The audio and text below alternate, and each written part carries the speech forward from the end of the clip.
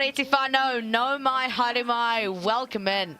Sal's NBL action blessing you for your Sunday eve. And it is the Sky Broadband Rapid League, of course, up first.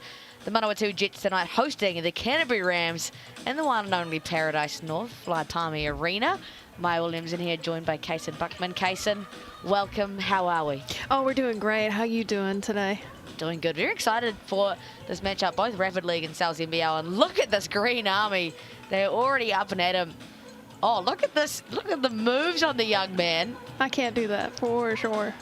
Love to see it, and love to see the Green Army getting behind their boys. We'll take a look at the Sky Broadband Rapid League standings. Canterbury sitting nicely there in third, and of course, all points counting towards the actual ladder, which in the bigger scheme of things is what these guys are searching for.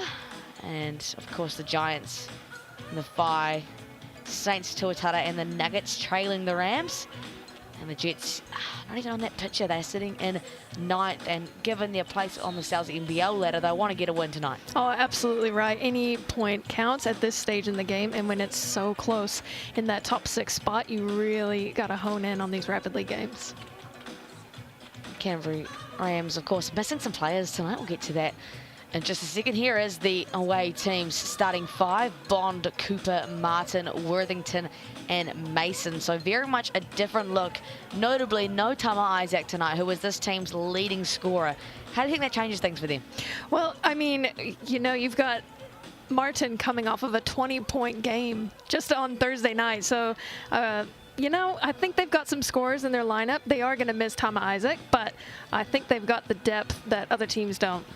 And here is the hosts in their famous camo. Tata Paesi, the Rapid League leading scorer. Mata Bonanzo, Crowley, Napier, Tihuki, and Wynyard as well. Only 5 wins, but this team has been there or thereabouts in many games they've played. And of course, they have the all-time Rapid League leading scorer. So this could be a challenge tonight, Kaysen. Oh, absolutely right. And you see there, points scored, both teams pretty much dead even, but 3 points made per game. That could be the make or break. And you've got the leading scorers in Tata Paese, Mana Martin as well. Again, he's coming off of a very hot game from Thursday.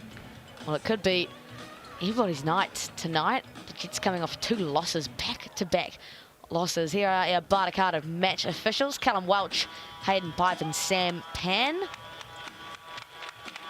Of course, Sal's NBL later tonight, an essential game for the Jets. The Rams have clinched their playoff seed, but the Jets are still fighting. So everything matters here tonight in Palmy Arena. And here we are, about to get underway. And the music went as soon as the tip went off. I like that. DJ in Palmy knows what he's doing. Paese controls this Jets offense. Atapananzo. Risky pass. Started off with a brick. Wynyard cleans up the O-board. Didn't hit the rim, so it won't be a reset. Atapananzo bullies his way through. And straight off the bat, the veteran gets to the rim. Yeah, just doing what he does. Mata Bonanzo, great rebound there off of that. Got to the basket with a chance for 2. Having himself a decent season in the Sky Broadband Rapid League. 9 points a game, couple of assists, couple of rebounds. Second in steals with 1.5 a game, the 31-year-old. Makes his first, opens all scoring on Sunday evening. And the Sky Broadband Rapid League goes perfect from the stripe. And there he is, that's what he does. Gets up and applies pressure.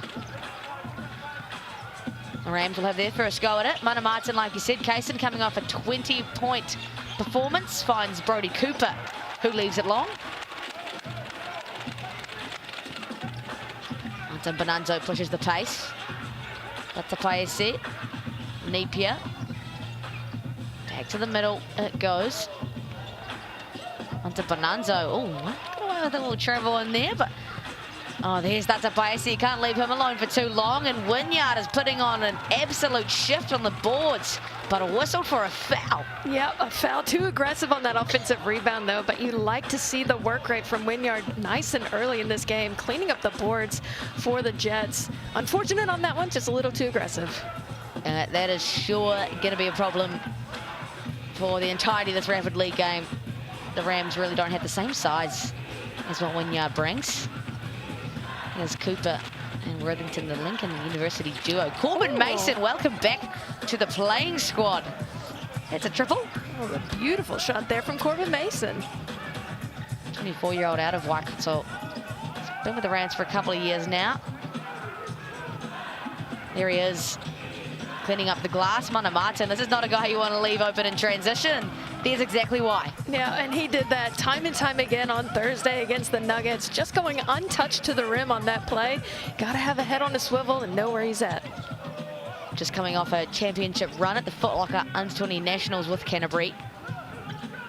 He definitely put on an All-Star 5 performance. Didn't quite get the honours.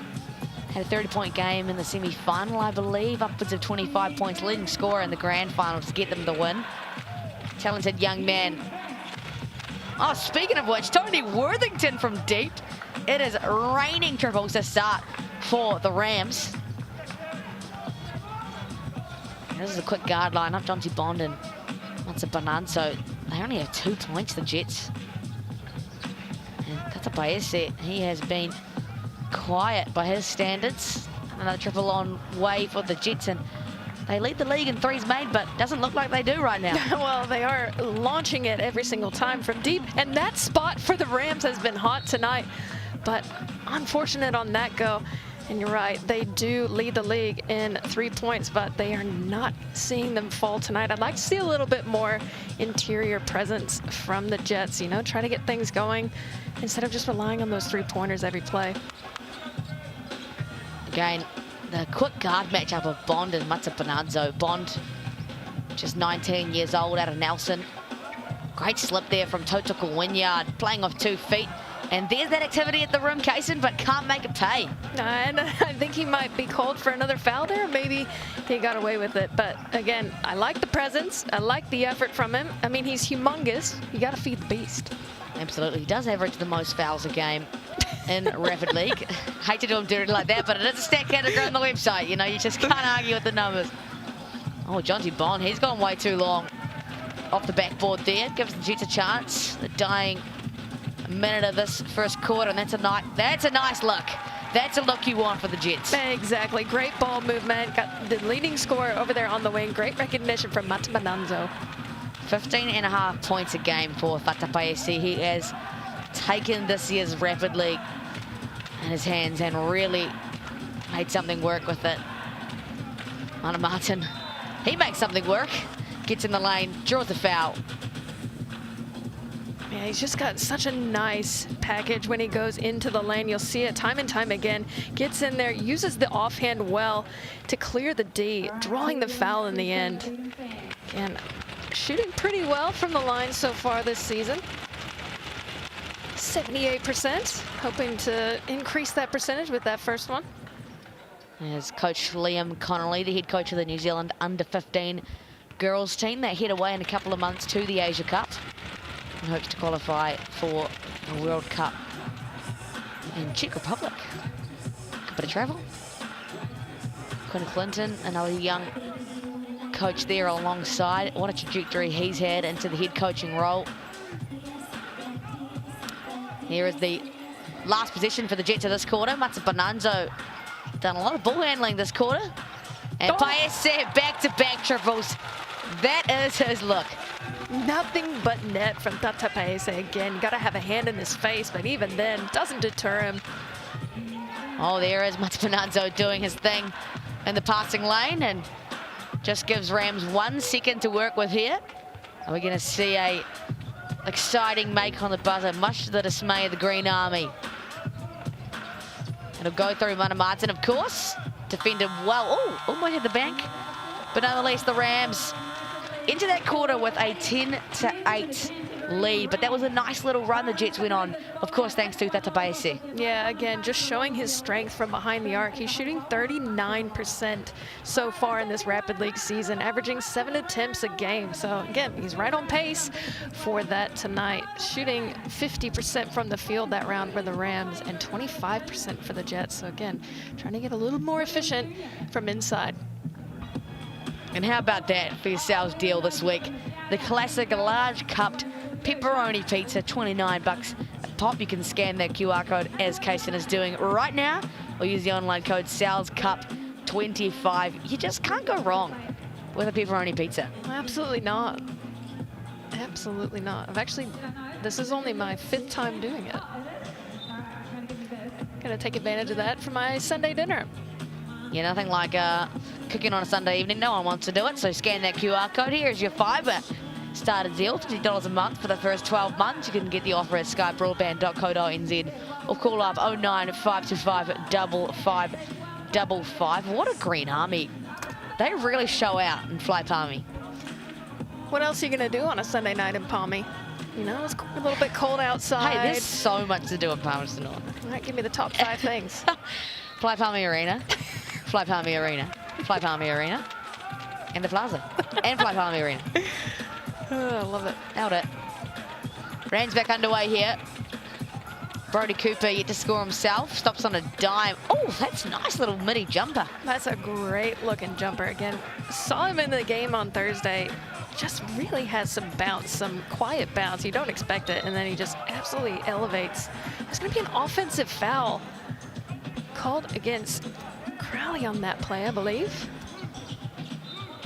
These fouls starting to climb for the Jets just quietly. That's the third team foul. The Rams here give it another position, and yeah, just going back to that Brody Cooper point, he is a freak athlete. Kind of just come out of the woodworks. Oh, and there goes Manawatū once again. Gonna say that name one too many times tonight. Putting a big offensive load on his shoulders in the absence of Tama Isaac, of course. Just 17 years old, this kid, out of St. Thomas College in Christchurch. Represented New Zealand at the Under-17 World Cup with the infamous 4th place team. I mean, the talent levels between the ages of 16 and 19 in New Zealand right now are absolutely insane. And we've seen plenty of them in the Sky Broadband Rapid League. Many of them representing New Zealand at the World Cup for the Junior Tall Blacks right now. Tama Isaac, one of which that's missing. Jonty Bond just too much for Tatapaese, and come on, that should count. It should, but it was about 4 seconds after the whistle. Loving what I'm seeing from this guard battle right now. Jonty Bond and Tatapaese. Bonanzo finds exactly that. And Paese uses his shooting to his advantage, attacks the long closeout, and he'll get to the Chemist Warehouse. Yeah, it was 1-on-3 underneath in the end, and that's just about how many you need to stop this man. But again, drawing the foul extremely well, Tata Paese, using that dribble, getting past the defender, getting his opportunity from the Chemist stripe.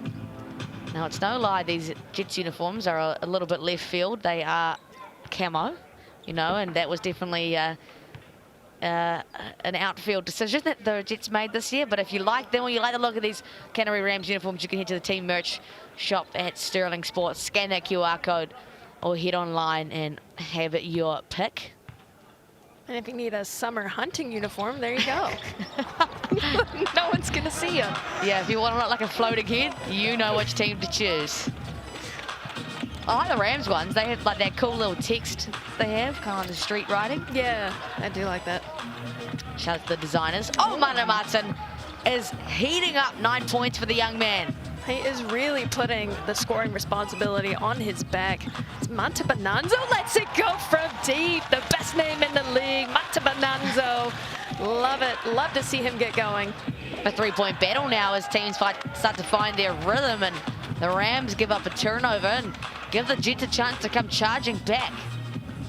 We'll see that again, of course, from Manta Bonanzo. Just stop doing a dime. Bangs that one home. Had the Green Army up on their feet. Paese closely guarded by Brody Cooper. He does well to get over that screen. Wynyard will look to go back to him. It's a little bit lost there. Wynyard finally finds Paese. Oh, and the touch off the glass from the man. Doing it all. He's so talented underneath the basket. You see him score from anywhere, but I'm pretty sure his body was underneath the hoop. As Manawatu, oh my gosh, another one from deep, continuing on from where he left off on Thursday. Manawatu heads into double figures with that make. And if you saw a little flash of the bench there, then you wouldn't be surprised, well, you might be surprised to find that Leon Henry is indeed suited up for tonight's matchup. Recently signed for the Manawatu Jets, the 39-year-old seven-time champion. Oh my goodness, Manawatu wants that veteran status himself, his third triple. Oh, you have got to get the ball out of his hands if you are this Jets team. And they try to answer back, but to no avail. But the rebound cleaned up by Pace. There he is, finds Wynyard on the slip. Into the body of Jonty Bond, who not quite the matchup that Jonty Bond would like. Wynyard does well to take advantage of it. We'll see that again on the GJ Gardner-Holmes replay. Bond just coming across a little late and a little too aggressively. So Leon Henry is actually suited up in the camo uniform for the Rapid League. We may or may not see him. Of course, you know, he's definitely played a long career in the NBL already, so Rapid League might be pretty tough on the body, but what a signing for this Jets team to have. Over 200 NBL games, 7 championships. He's played with 9 different teams. That's a veteran status and one that they might really need heading into the playoffs. Oh, absolutely right. And any sort of experience that you can get, especially with Leon Henry, I mean, he's just done it all. Like you said, his accomplishments could go on for days, but having that presence, along with Webster being back tonight, is a huge asset for the Jets team. Jonty Bond just quietly got put on skates there for a second. Mata Bonanzo couldn't make it count. And there's Manawatu. He's been the star today for the Rams and just continues his flurry of scoring. He's up to 17. Using his body so well when he gets down low again for the 17-year-old. He's just creating that space, taking the action, getting the easy finish. Well, not so easy finish. He's making it look easy. That star-studded matchup is really paying tonight. Paese and Martin. Paese there with the miss, but he does have 8 points. Last possession of the quarter, and it is going to be Mata Bonanzo with the defense duties, to no surprise whatsoever. You can hear the defense chant from the Green Army. Martin, dancing with Mata Bonanzo, Manawatu. Oh, and then Brody Cooper floats out of nowhere. And there's that quiet balance you were talking about. Out of absolutely nowhere, above the rest. Cooper cleaning up that board, but let's just talk about the handles there from Manawatu, putting Mata Bonanzo on some skates, again, taking it to the rim, scared of no one. Couldn't get the finish, but Cooper, great job cleaning it up. And the Jets have opted to use their BNZ player timeout. We'll take another look at this. So there's the handles from Manawatu, and there's a quiet bounce from Brody Cooper, and even quieter, a little poster. Oh, gotta love it. An unfortunate end of the quarter for the Jets. Crowley Napier couldn't get it off in time. And the Rams head into halftime with a, I wouldn't say convincing, but a relatively comfortable and good-looking lead, 27-16, and it is thanks to the star, Manawatu. Oh, he was just unreal. He's got 17 points in the first half. Just putting on a clinic. Again, getting the ball in his hands, just creating on his own, just doing the best. I mean, the Rams shooting 57% overall. You see there, Tata's got 8 points, pretty much on his average, but Martin with 17. Mata Bonanzo in a close second with 7. Cooper with 4. Mason Worthington with 3. And Wynyard with just the 1 point. Rebounds, Mason doing well. He's got 4 already. Worthington and Wynyard with 2 apiece. Again, just an unbelievable offensive effort from the Rams so far. Mata Bonanzo dishing it well. He's got 2. Bond and Cooper with 1 apiece. No blocks so far. Terrible defense. Oh, and steals. Jeez. Step it up, guys. And how about that from old Benny Boy? Got the moves, clearly. These guys love to dance. Oh, yeah. Chemist Warehouse, of course, your official stats partner of the Sal's NBL. And big second half coming here, Case. We've seen it time and time again. this is not a lead that the Rams can be comfortable with holding. The Jets are well and truly still in this, and things can change in the blink of an eye. Oh, absolutely right. No lead is safe in this rapid league. It's not a lot of time, but when the shots get firing early and often, you've got a chance to decrease that deficit. But again, shooting from behind the arc, the Rams, they're 5 for 10 from three-point range. And the Jets just 3 from 10. So again, a little bit of a flip-flop there because Jets coming into this were the favorite behind the arc. But again, like we talk about, no lead is safe. It's a fresh half. And it's not that large of a lead, you know? 11 points isn't that much, but it is a short amount of time. Yeah, they've got to kind of start to shift things into a different gear if they do want to approach this lead and make it a bit of a different story. And of course, wanting to do so at home. Sal's NBL tip-off just after 6:30 here on Sky Sport. Going to be a very interesting one. Rams have clinched their playoff spot. The Jets still fighting for theirs. And on paper, they look very good tonight. Sure-handed Rams and healthy Jets. It's going to be a goodie. And Wynyard starts off the quarter with a big boy move on Tony Worthington, who just can't handle a jandle. Yeah, I really like that from Wynyard. Keeping that dribble alive, not giving it up, using his body well. A nice little reverse there. Great patience from Wynyard underneath. Famous last name, of course, Wynyard. The younger brother of Ty Wynyard. Long-time career here in New Zealand. A superstar that has emerged out of our country. Playing 3-on-3 now, predominantly. Wynyard makes that second one count. But a stop here really is needed for the Jets. They find Manawatū, who is closely guarded by Paese. And Martin goes downhill this time instead, and he seems pretty unguardable right now. Really does, but again, I like that matchup. Paese taking away the 3-ball, forcing him to drive in. Unfortunately, got the foul in the end, but if you can take away that 3-ball and force him into the lane to try and make it from the free throw line, you're doing a pretty decent job. You don't want to give up those easy threes that it seemed like he had in that first half. Martin averaging 10.3 points a game, top 4 in rapid league in scoring. He had 20 on Thursday night, already up to 18 points in this one. Once Bonanzo to Hookie, back to Paese. What a duo we have here. Paese can't make it count from the mid-range. The Rams hold on to momentum coming out of halftime. Martin. Now they're going under on screens. A pretty interesting decision there, and Martin doing what he does. Glides to the cup, gets the hoop and the harm. He is showcasing his abilities tonight. The in and out dribble at the top of the key, just weaving his way through the defense.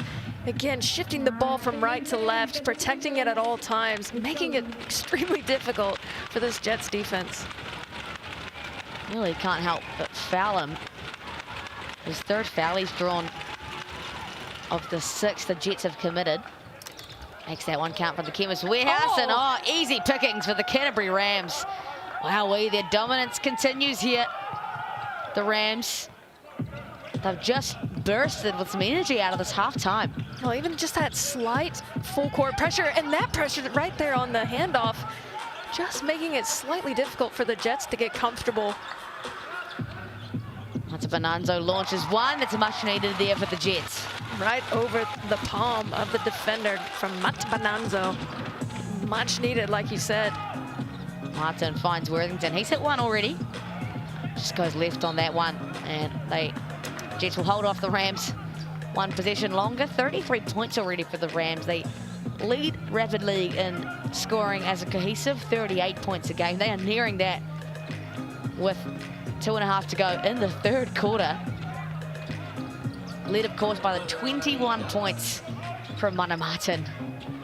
Hate to say it over and over again, but man, the next contribution up to that is 4 from Bodie Cooper. And back-to-back triples for the Jets could make things interesting here. Hey, exactly what we talked about earlier. Nothing is safe here. And Manawatū, again, unable to make that one, but he cleans up the board. And it doesn't fall. It's just showing his relentlessness in that key.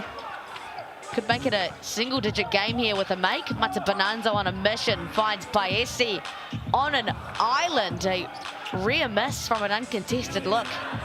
Here comes secret agent Jonty Bond. Brodie Cooper shows his athleticism and the nice touch over the long arms of Wynyard. Yeah, the sleeper bounce of Brodie Cooper again on that offensive board. Just a quiet assassin as the Jets get going from behind the arc. Is that Nipia again? Yeah, 2 in a row from him. The new hot hand has entered the building. And they're doing a better job here on Manawatu. Don't quite give up the turnover. Bond has one from deep, leaves it short. Hobards, they are killing the Jets right now. Second chance opportunities are plenty for the Canterbury Rams, and Corbin Mason makes them pay. Yeah, again, great job from the Rams sticking to that play, crashing the boards, keeping it alive, and making it rain from deep as Manawatu pushing the pace for the Jets. These guys are not afraid to let it fly from deep.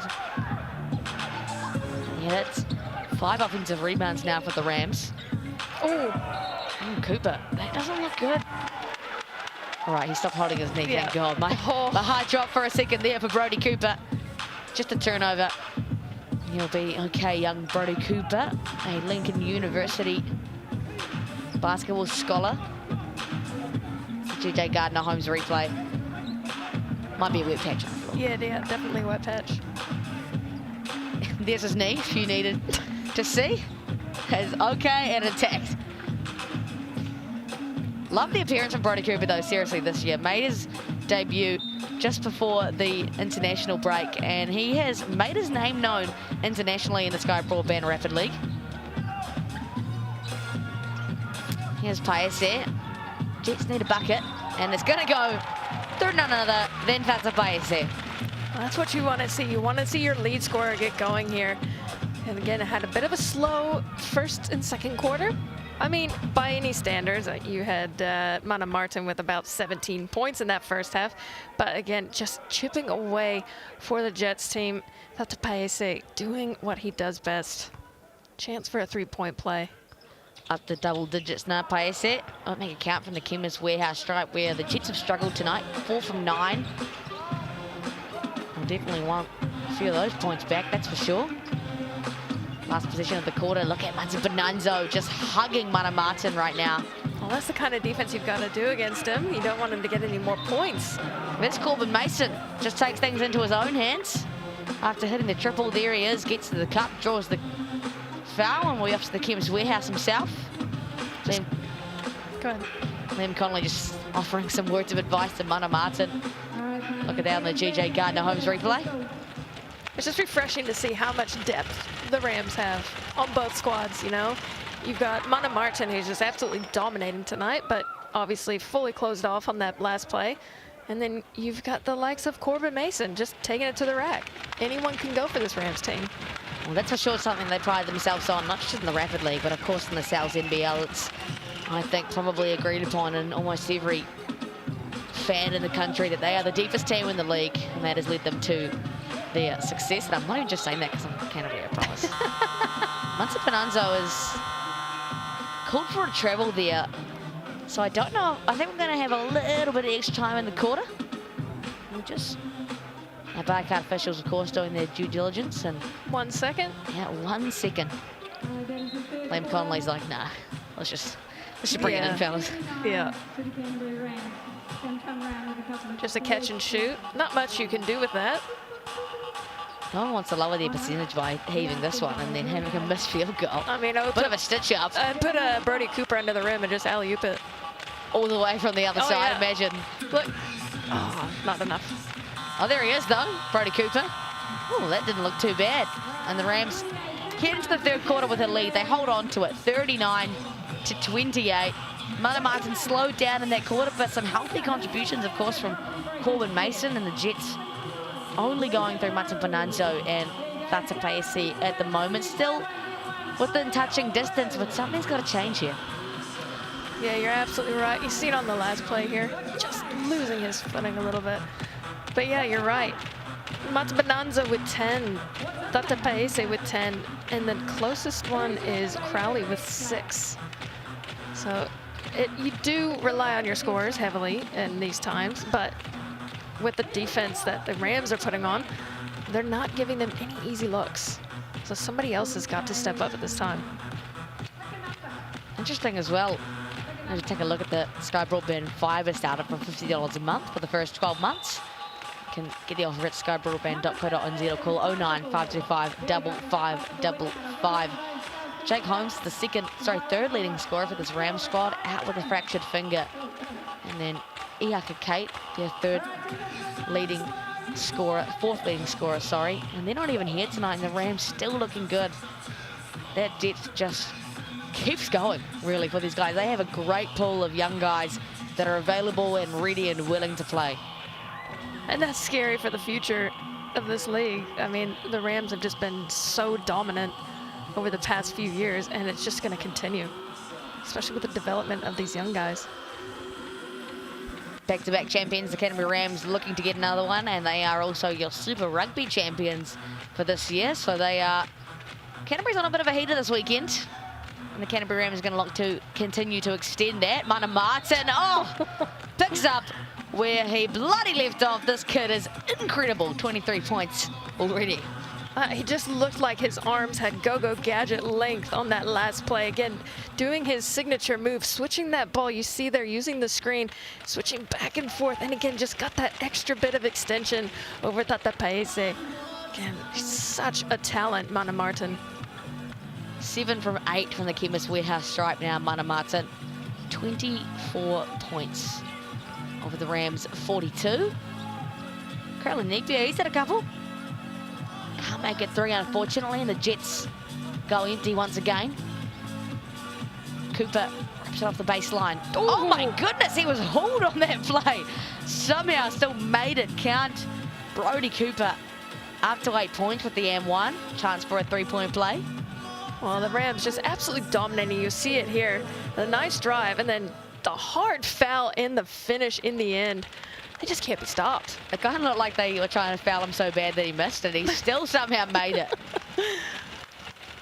Cooper, he misses. Oh, but another offensive rebound. That's number 7 for the Rams, and resulting in some pretty good-looking second chance opportunities, including that one right there from Manawatū off the back rim. But the Rams a convincing lead here. Jets yet to score, and they continue their scoreless streak. And as we tick to under 3 minutes, you feel like the Jets really need to change something here. No, absolutely right. Again, on the offensive side, they've got nobody crashing the boards. There's just one and done at the moment, whereas the Rams, they're crashing every single time and getting those second chance opportunities. Paese floats it up to Wynyard, who kicks it immediately straight back out off the front rim, and the rebounding effort to the Rams just too good. Cooper finds Worthington on the cut, the left hand slam. Okay. That's 2 back-to-back plays that Worthington has been completely untouched. I think Quinn Clinton was caught off guard by the athleticism there from Worthington.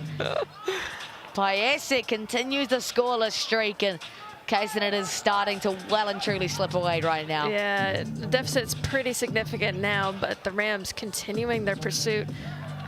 We saw it in the game on Thursday against the Nuggets. They just never let off the gas, just dominating the entire time, and we're seeing it here tonight in this game.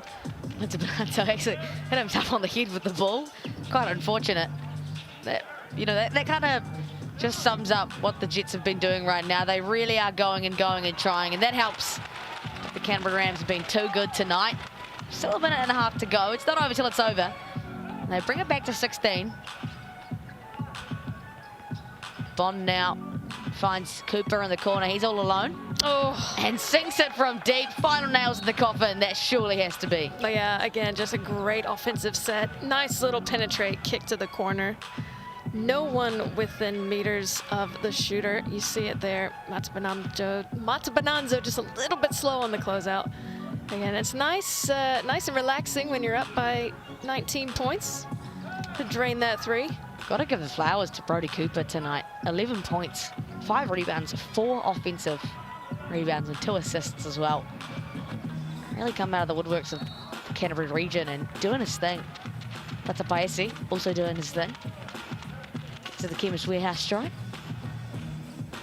Yeah, again, Cooper coming into this game averaging 4 rebounds and 2 of those offensive, so just really highlights his activity on the offensive boards. Paese makes the first count. He's up to 11. 2 for 8 from deep, and he really excels from beyond the arc. So if it's not his night, it's not going to be the Jets' night. Yeah, and that's pretty unfortunate. You want to have that, you know, that next player that can make up for that lack of shooting on the night, but it's hard when you rely so heavily. I mean, he's such a prolific scorer. And Martin leaving that one a little bit short. Might run out of gas from the 24 points he already has. And fair enough too. Been exceptional tonight. That's a Paese.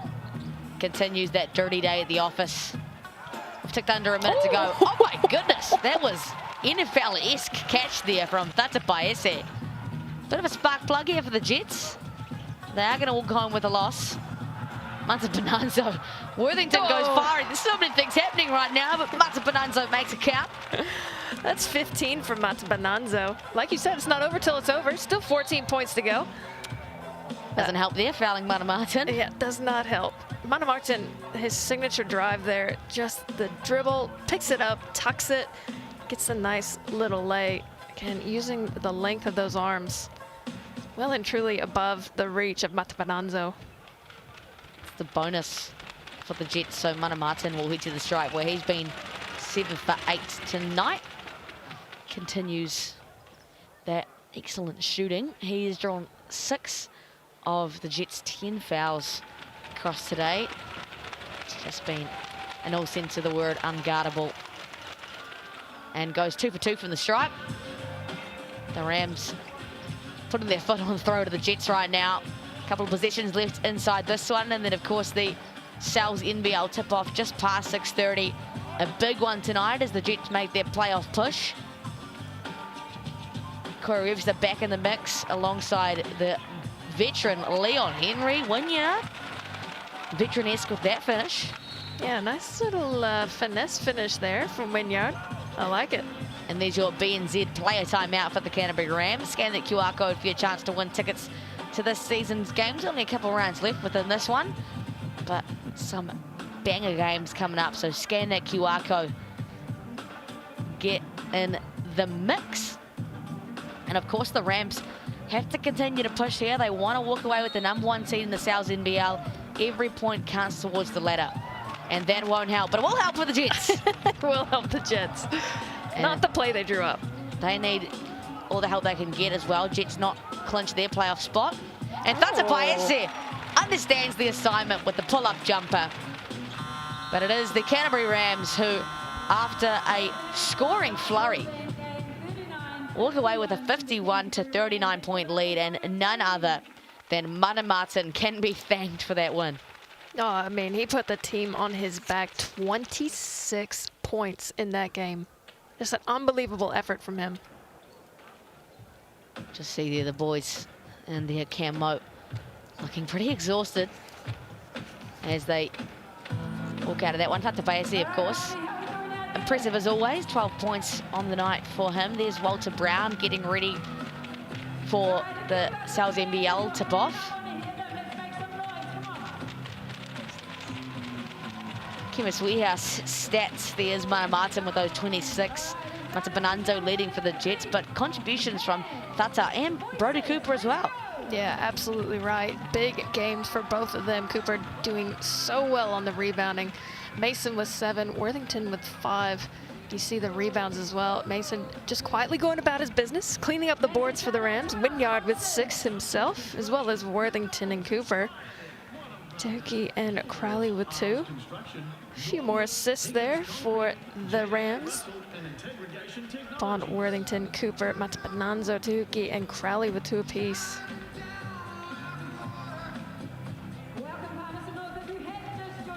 And the 1 block of the game. We got one. Got one. At least there's one on there. Yep. And a few more steals. So much better defensive efforts in the second half. Great work from the Canterbury Rams, and a big congratulations to them for their win. Don't go anywhere, folks. Like I said, just after 6:30 is the Sal's NBL tip-off. The Jets make their playoff push, and the Rams look for that #1 seed. Thank you so much for joining us. We'll see you soon.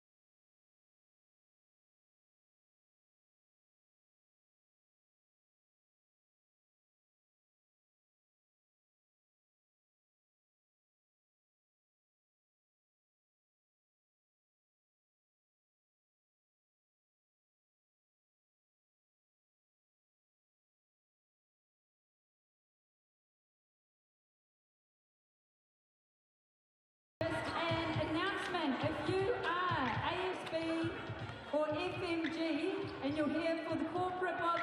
Just popping upstairs. You are required upstairs in the corporate box. That is ASB and FMG. If you're not sure where to go, just pop in down into the foyer behind A block. There are some stairs and head on up.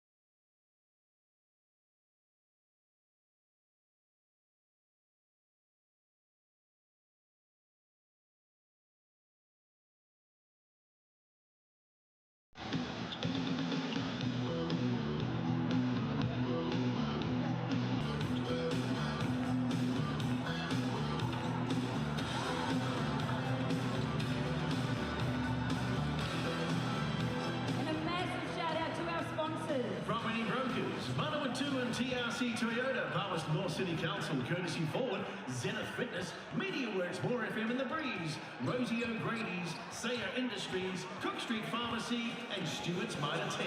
Cochrane Law, Landmark Homes, Oboe, P3 Physio, Cafe Local, Green Law, PTS, Venues Palmerston North, Cartown, and Belfer Cleaning.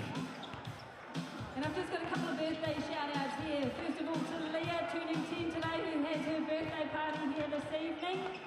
Also Mila, turning 14 tomorrow. Happy birthday. And that's from Addison. And also turning 21 again, Amanda Hildred. Happy birthday to you all. Hope you have a great night.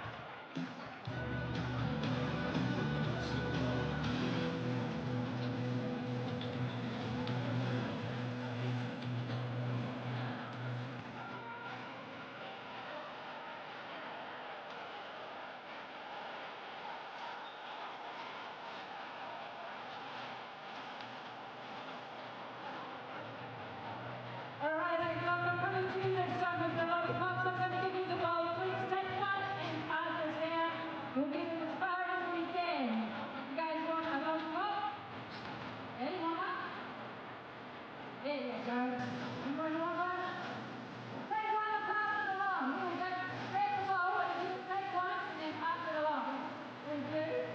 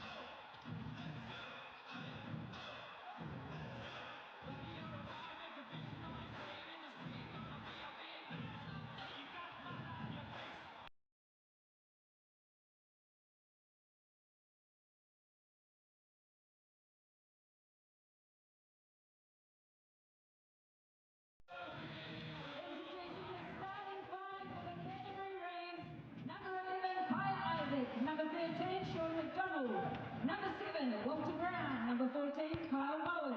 And number 18, Joyce Smith-Milner. Coaching the round is Quinn Clinton. Assistant coach is Liam Connolly. And team physio is Stuart Nexton.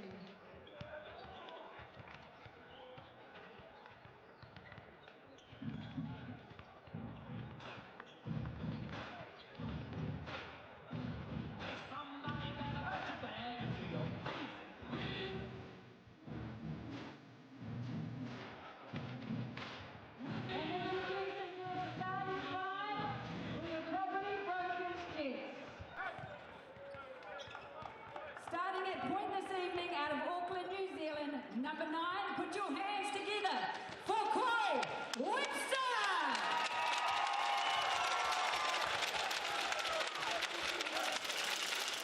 Playing guard from Auckland, New Zealand, 6'3", playmaker Dante Rousseau-Lance.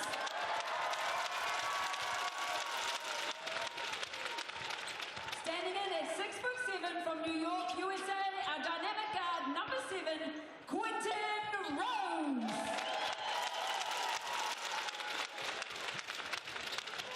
From Virginia, USA, 6'6", sharpshooter, number 2, Miles Gibson.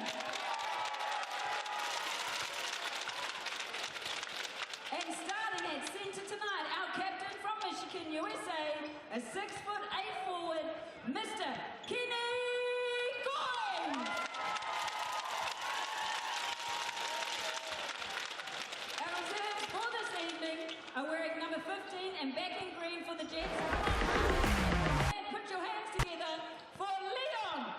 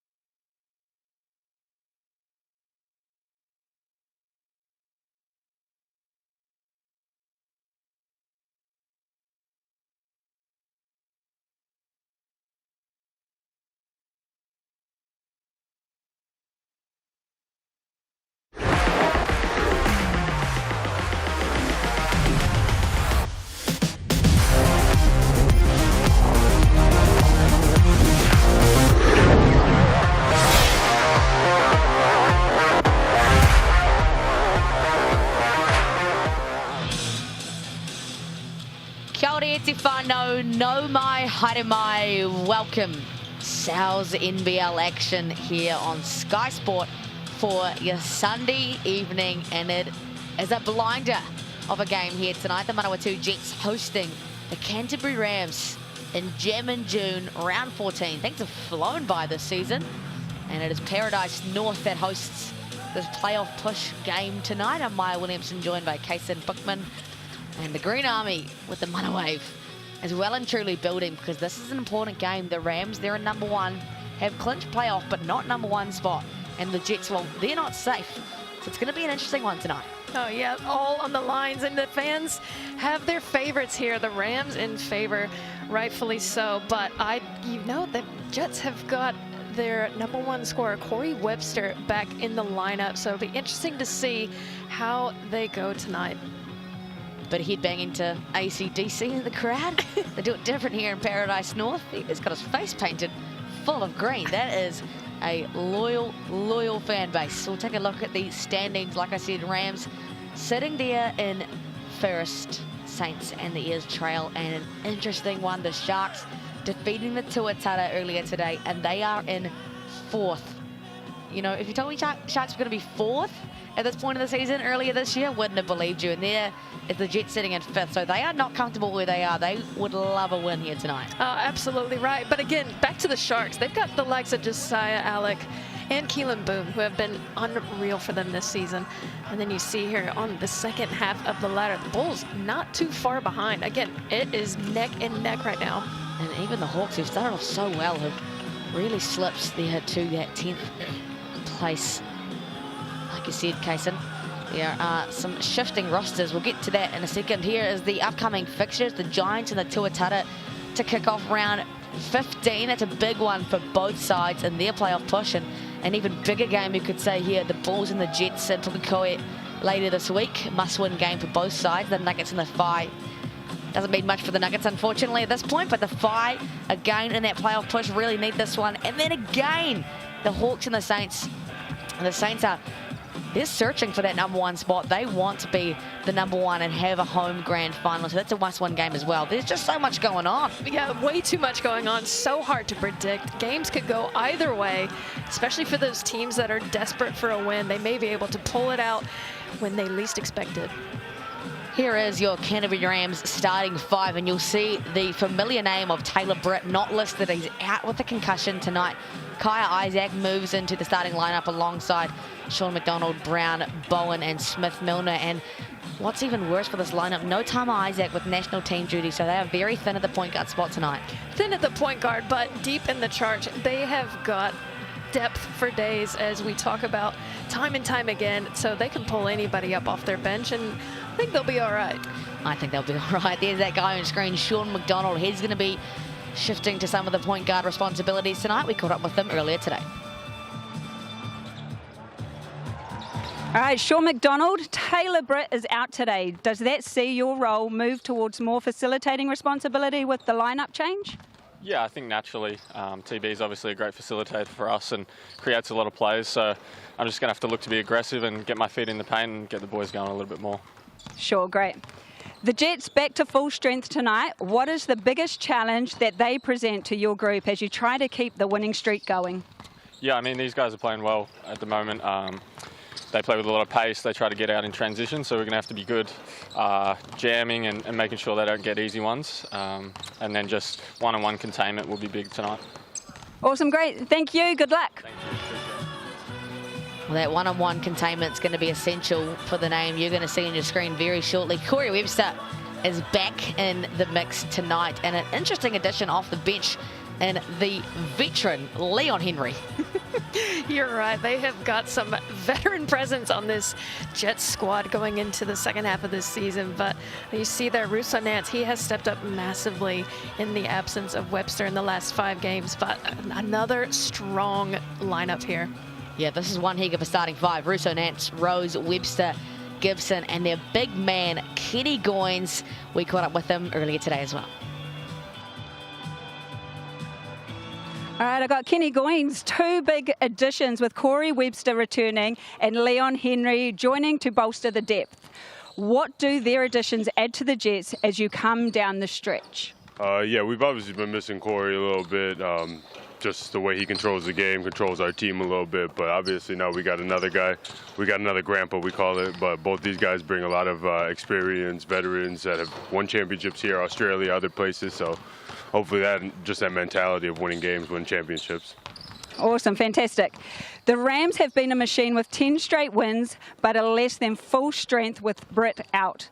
When it comes to the Canterbury attack, what is the biggest challenge they present and how to approach it?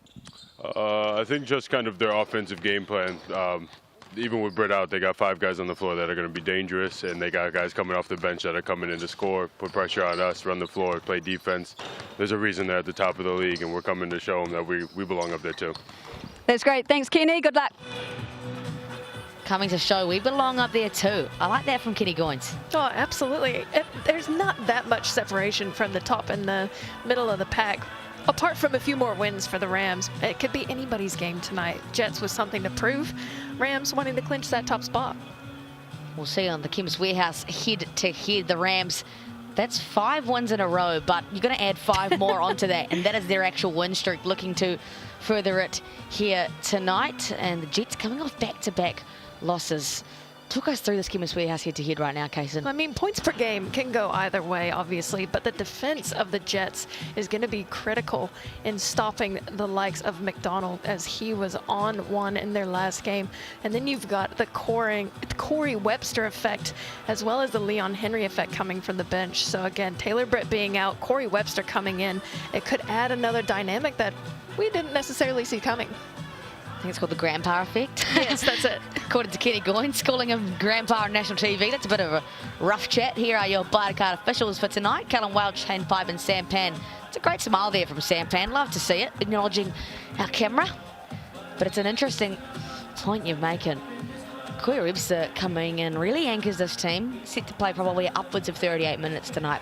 And Taylor Britt, he's been their glue guy all season long for the Rams. So what do you think changes for their offense tonight without him? Well, with the Rams, someone else is going to have to step into that facilitating role. But with the likes of McDonald, I mean, I think if I were coach, I'd like to see him in more of a 2-guard, 3-guard position. Let Walter Brown go in and start dishing the ball and then try and get the ball back. You know, with a scorer like McDonald, you don't want him being a distributor per se, but he can do the role. Yeah, personally, I would prefer someone else have it in their hands and let him go to town from behind the arc. Yeah, that's been one heck of a shooting season for Sean McDonald, the young gun out of Australia, averaging 43% from deep on 3.5 makes a game. Kai Isaac into the starting lineup tonight. Not necessarily a point guard per se, might have to shift into that playmaking role a little bit. His brother in national team duty, so best of luck to Tama Isaac and the junior Tall Blacks as they enter the World Cup campaign. Normal starters as per this. Sean McDonald leads the Rams in minutes played per game at 28, believe it or not. This Rams team, one of the deepest in the league. Sorry, the Jets, like we said, sitting in 5th. Could make a playoff push here. A win would make things very interesting for both the Jets and the Rams. The Rams not safe on top, and the Jets not safe in the top 6.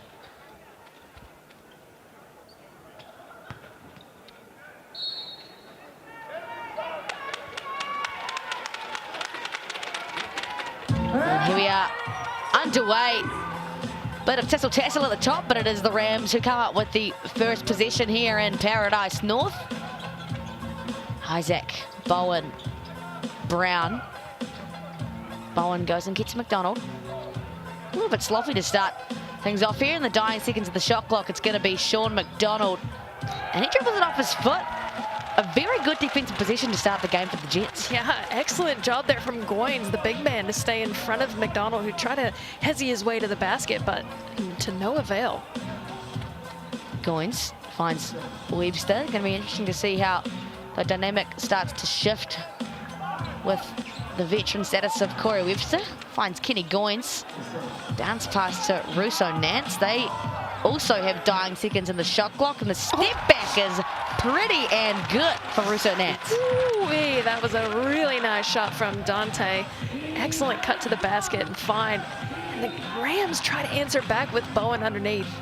Great find there from Tohi Smith-Milner to Carl Bowen. And it's the first foul of the game for the Manawatu Jets. Bit of inside presence from Carl Bowen and Tohi Smith-Milner. An answer that the Jets maybe don't have in their starting 5. Leon Henry, of course, to come in at that power forward position. Isaac Miller-Jose as well has been shifted out of the starting 5 thanks to the return of Corey Webster. Bowen makes his first in the Chemist Warehouse. 24-year-old out of Perth, coming off the back of a Melbourne United season, has slotted right in nicely with the Rams, averaging 10 points, 7.5 rebounds, and one of the best defenders in the league. Absolutely, he is a pot stirrer as well. I love to see him get going and, you know, try to aggravate the opposition a little bit, time and time again. I think we're going to see a bit of that tonight, Kason. Some big personalities in both groups, and of course a lot on the line. There's Rose in the corner. He's been a welcome addition to the Manawatu Jets. Not so much on that occasion. A great look though, uncontested look in the corner. Brown, McDonald. McDonald loves an open lane. There he goes, but blocked away by Kenny Goins. Just too big, and here's Rose in transition. Great wall up from Tohi Smith-Milner there. Yeah, great challenge there. Good hustle back from the big man. Tohi Smith-Milner. Rams here with another chance. Bowen wants it. Over the long Russo Nance. There's Kenny Goins in the passing lanes. Kenny Goins been super active on the defensive side of things. Locked in. And here's the C Web effect. The grandpa touch off the glass. He's back, baby. Didn't look very grandpa-esque to me. Looks pretty youthful. Yeah, I'd say grandpa was a bit of a tough chat there from Kenny Goins. Maybe that was more so aimed at Leon Henry. No offense, Leon. McDonald has a look at it. Oh, you just can't. That's too much space for Sean McDonald. Way too much space, especially when he catches it in rhythm. He is lethal from behind the arc. Goins up to Nance, who has been, like you said, exceptional in the absence of Corey Webster. Just 20 years old. Hard to believe. Webster very patient with the ball. Drops the dime off to Kenny Goins. Perfectly placed. Wow. Unreal offensive set there. And again, the C-Web effect in full effect here early on. And a nice little dish there. And that's going to be another foul on Rose, I believe. And that will be a dagger to the Jets, as that will be his second. He's in disbelief. Quinton Rose. Can't quite believe it. Not even been 3 minutes and he's already collected his second foul. He's going to have to head to the bench. And Miller Jose gets his first minutes of today. Quinton Rose, 27 years old, has been, like I said, a welcome addition. 21 points a game, 3.5 rebounds, 4 rebounds. Sorry, 3.5 assists, 4 rebounds, and 3 steals. Unbelievable efforts from the defensive end as McDonald leaves that one short. A rare air ball from the sharpshooter. Nance. Miller Joe slips out. Gives Nance some room to operate. And draws the foul on McDonald. Again, just such a mature player Dante Russo-Nance has become. Again, you see it there, taking that contact, knowing that he could get the continuation foul, shot it up, and now he'll have a chance for 2. Just 20 years old out of Waitakere West. Russo-Nance with the Perth Wildcats at the moment. Has bounced around a couple of Sal's NBL teams. Of course, the Auckland Huskies, and they were still under that name. The Otago Nuggets last year. Was the Youth Player of the Year in just 2022 as a young man. Still is a young man, actually. There he is. Makes his second from the Chemist Warehouse. Adds to the tally for the Chemist Warehouse and BBNZ Hoops in Schools program. And it's a good time to mention that round 14 in the Sal's NBL is the inclusive round. We're proud to be part of a league that really celebrates diversity and inclusion. Basketball is a game for everyone. Darling and Pena off the bench for the Rams. I mean, you got a tall black and an import coming off the bench. Talk about some depth. Yeah, what a blessing for the Rams. But I'm loving the Jets' defensive stance here tonight, not giving the Rams any easy looks. Active hands on every possession. Rams are in for a tough one tonight. 5 points in 3.5 minutes, and they lead the league in scoring. That is one heck of an effort from the Jets, you're right. Gibson didn't need much time to think about it. Must have stepped on the out of bounds line. The classic coach killer. Yeah, it was a very high pass. He did a great job bringing it in, but unable to stay in bounds. T-Web doesn't seem too bothered by that. Pretty happy with his team's efforts so far. McDonald gets a screen from Brown. Looks to work on C-Web, but he's just too long, too big. Give me that. Here they come. A little pep in their step for the Manawatu Jets. A make there would have been crucial. Would have really hurt this Rams squad. Great look inside for Smith-Milner. Back out to Darling. Pena has an open lane. Watch out. Bumped off by Kenny Goins. No call by the referees. I like the effort Goins is portraying here on defense. Just involved in every play. I like that the refs let him play on. Webster, the pattern step back. Great rebounding effort there from McDonald. It's going to stay in bounds. Rams, not a lot of pace behind them. Brown will draw the foul on Miller. Jones just couldn't stay in front of him without fouling. I'm not feeling a massive sense of urgency for the Rams. They got that advantage. They had a numbers advantage on their side, but didn't really look to push. No, not really. But again, credit the physicality of the Jets defense so far early on. They've let them know they're not going to get any easy looks. And who's that we see there?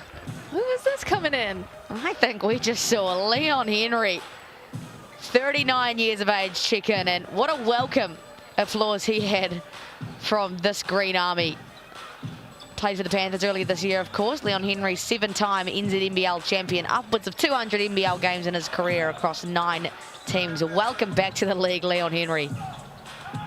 Toy Smith-Milner has a handful to deal with here. Brown has to launch at the end of the shot clock.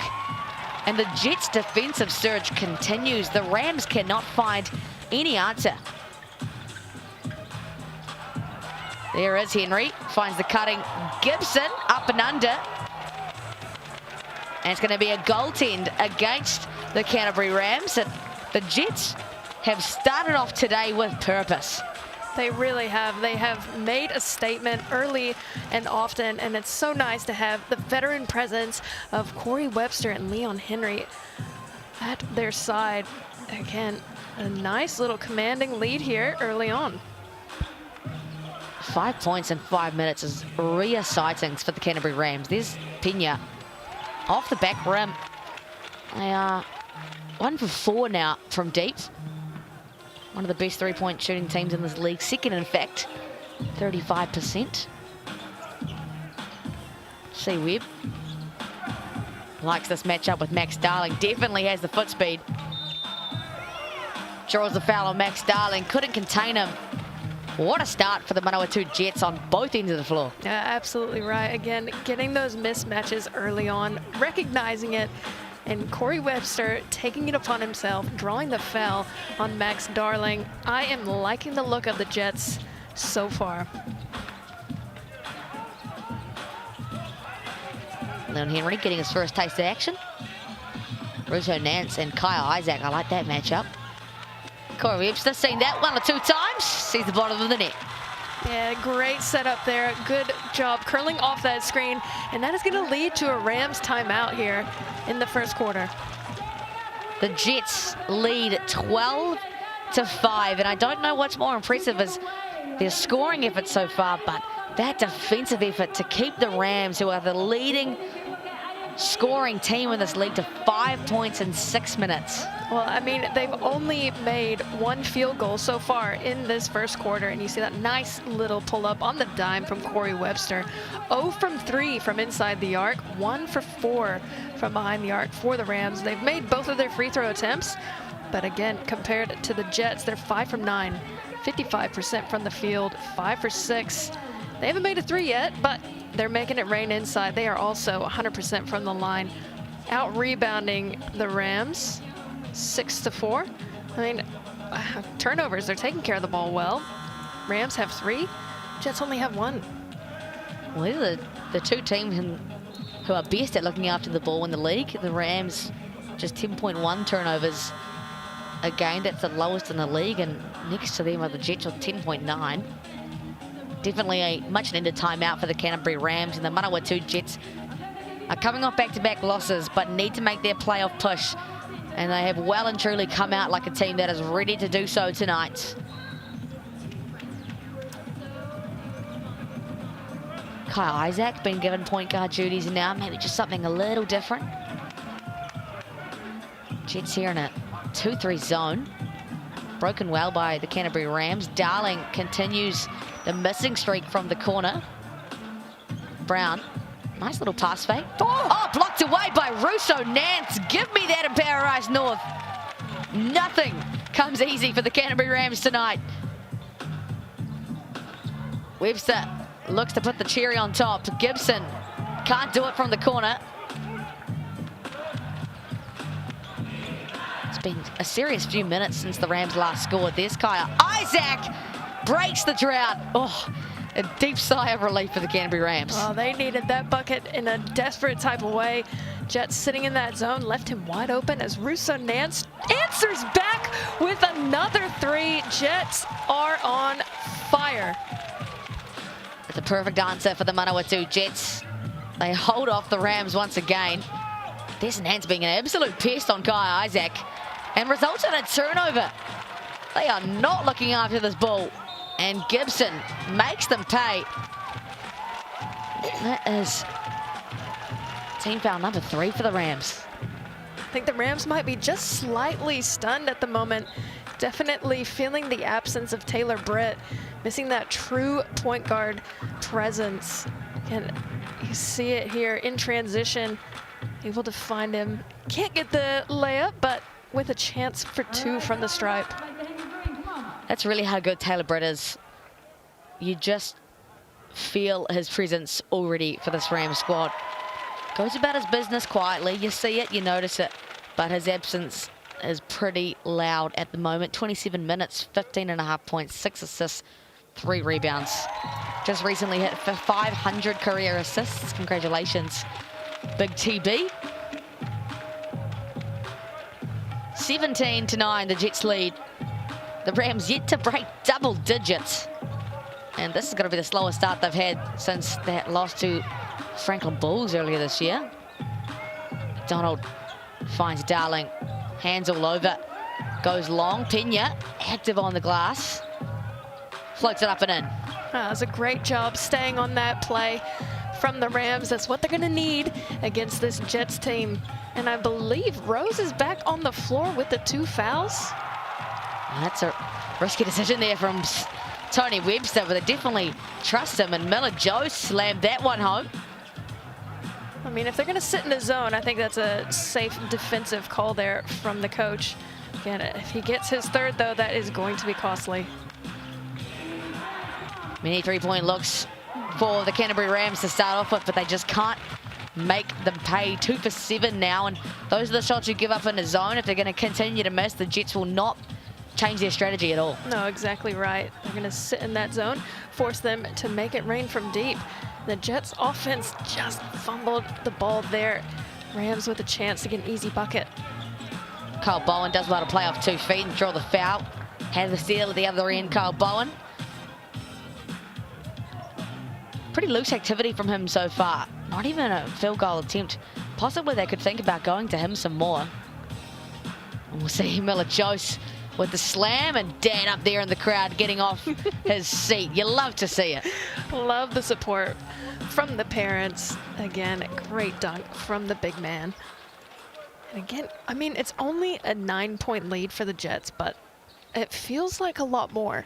Like the body language from the Rams at the moment, just a little bit slow off the mark. Jets defense extremely locked in. Like we alluded to, the Rams are on a 10-game win streak, and they've of course been pushed, but have looked like the best team in probably all of their matchups. So it's probably been a while since the team has come out and had such a great start. Also, it doesn't help the 2 for 8 from deep. Well outside their identity. They shoot 35% from beyond the arc. And Bowen misses the 2nd from the Chemist Warehouse. And the Jets will continue to push. Quinton Rose been really good offensively. Too long though. Kyle Bowen gives the Rams just a sliver of hope here, and Sean McDonald. Oh, surely that counts. Oh, that's going to count. It does. Acrobatic finish from Sean McDonald, and the Rams will take it. An unreal. I mean, he's been out for a few minutes. We haven't seen him too much in this first quarter, but second he's back on, asserting his dominance straight away with the and one. Sean McDonald, a great pickup from the Canterbury Rams. Of course, they do a very good job every season with their recruiting. All love to Tim Smith and the work that he does in that category. 21 points a game for Sean McDonald, 4 assists, almost 3 rebounds and a steal, and of course shooting it at an impressive 43.8% clip from deep. Back within 5 go the Jets, go the Rams, pardon me. Dying seconds of the shot clock here. Starts to pay. The Rapid League star that's going to have to make it go, and it's going to count. The veteran doing his thing. A timeless move there, Leon Henry.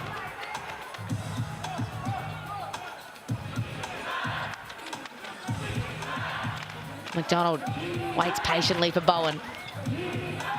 Finds Bowen. He's blocked away. No, there's a foul there.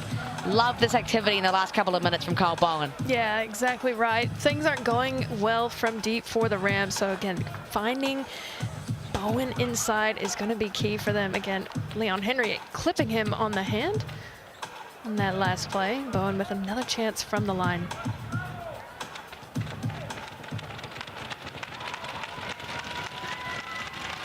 Bowen makes that one count from the Chemist Warehouse. He's up to 4 points, 2 rebounds and an assist already for the young man. Averages 10.5 points, 7.5 rebounds, 3 offensive.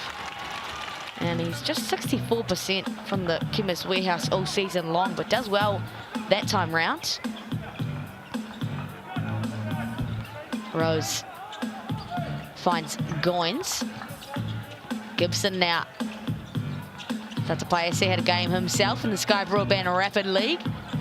Here's Rose, well defended by Brown. Good defensive position there for the Rams. Yeah, excellent defense there.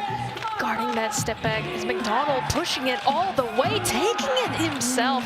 He has that extra gear, and when he gets past you, there's no stopping him. Rams have done well to close this gap now. Back in touching distance of the Jets. The Jets, of course, still hold on to the lead. And the final position for this quarter. Gibson has the longer Bowen on him. It's a deep, deep 2. But a clutch bucket there in the first. Yeah, what a beautiful step back there. They got the deep 3. That is another coach killer, but hey, you'll take that buzzer beater any day of the week. The Green Army are up in arms after the Manawatū Jets have a blinder of a quarter. They lead 23-18 after 10 minutes of basketball.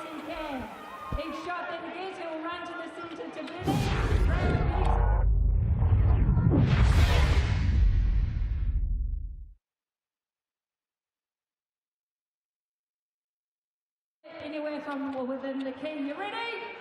Go! Let's go, Jackson. Let's cheer him on. Nice. You can shoot from anywhere now with the king. Excellent. Good work. You can go right out here. Here's one. There we go. Nice. And again. You can come in closer if you like. You've got 12 seconds. Little more, little more. Oh, it's hard. Come in closer. 5 seconds. You got this. Nice, good. Yep. And stop. Nice work. Let's give it up for Jackson. High five. I tell you what, I'm going to give you the Tuesday down the home basketball for your effort. Well done. Awesome work. And we'll give him a voucher as well. Nice job. Awesome job. It's hard out there, and it's nerve-wracking. You can tell me he's nervous. It's not as easy as it seems.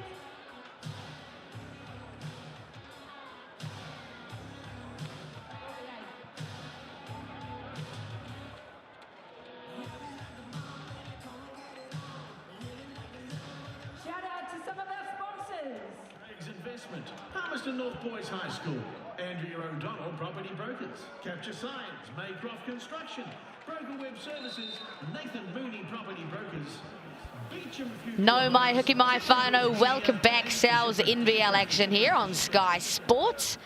We're dealing up some great basketball and some deals as well. Large cup pepperoni pizza, just $29 a pop.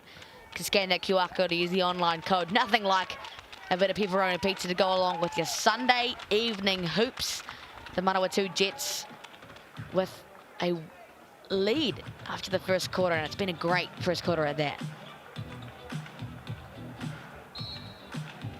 Back-to-back defending champions looking to defend their throne once again.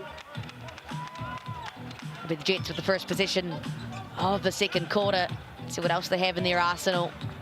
Of course, Corey Webster back in the mix. He's been doing vintage Corey Webster things. And there it is right there. That two-man game with him and Kenny Goins, just so good. Oh, so good. The way they both move without the ball, cut to the basket. And again, the dime pass from Corey Webster, finding the big man right in his pocket.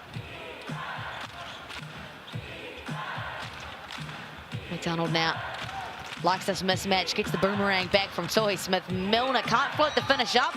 There's Carl Bowen. He's been really good today. Gets the offensive rebound and draws the foul. Once again, that's a few fouls he's drawn already on this Jets team that they are not fans of. His third that he's drawn. Sorry, his fourth. Yeah, he's been well impressive here. Fighting Dante Russo-Nance underneath. Russo-Nance wanting the call on the floor, but works in the favor of Bowen. He will have a chance for two here. It's been one heck of a weekend for Canterbury. They are the Super Rugby champions as of last night. The Tactics in the ANZ Premiership, getting a win earlier today. They sit at the top of the table. The Canterbury Rams kind of within their duty now to continue to defend the 0-3. This might be the one upset of the weekend, the way the Jets are playing right now.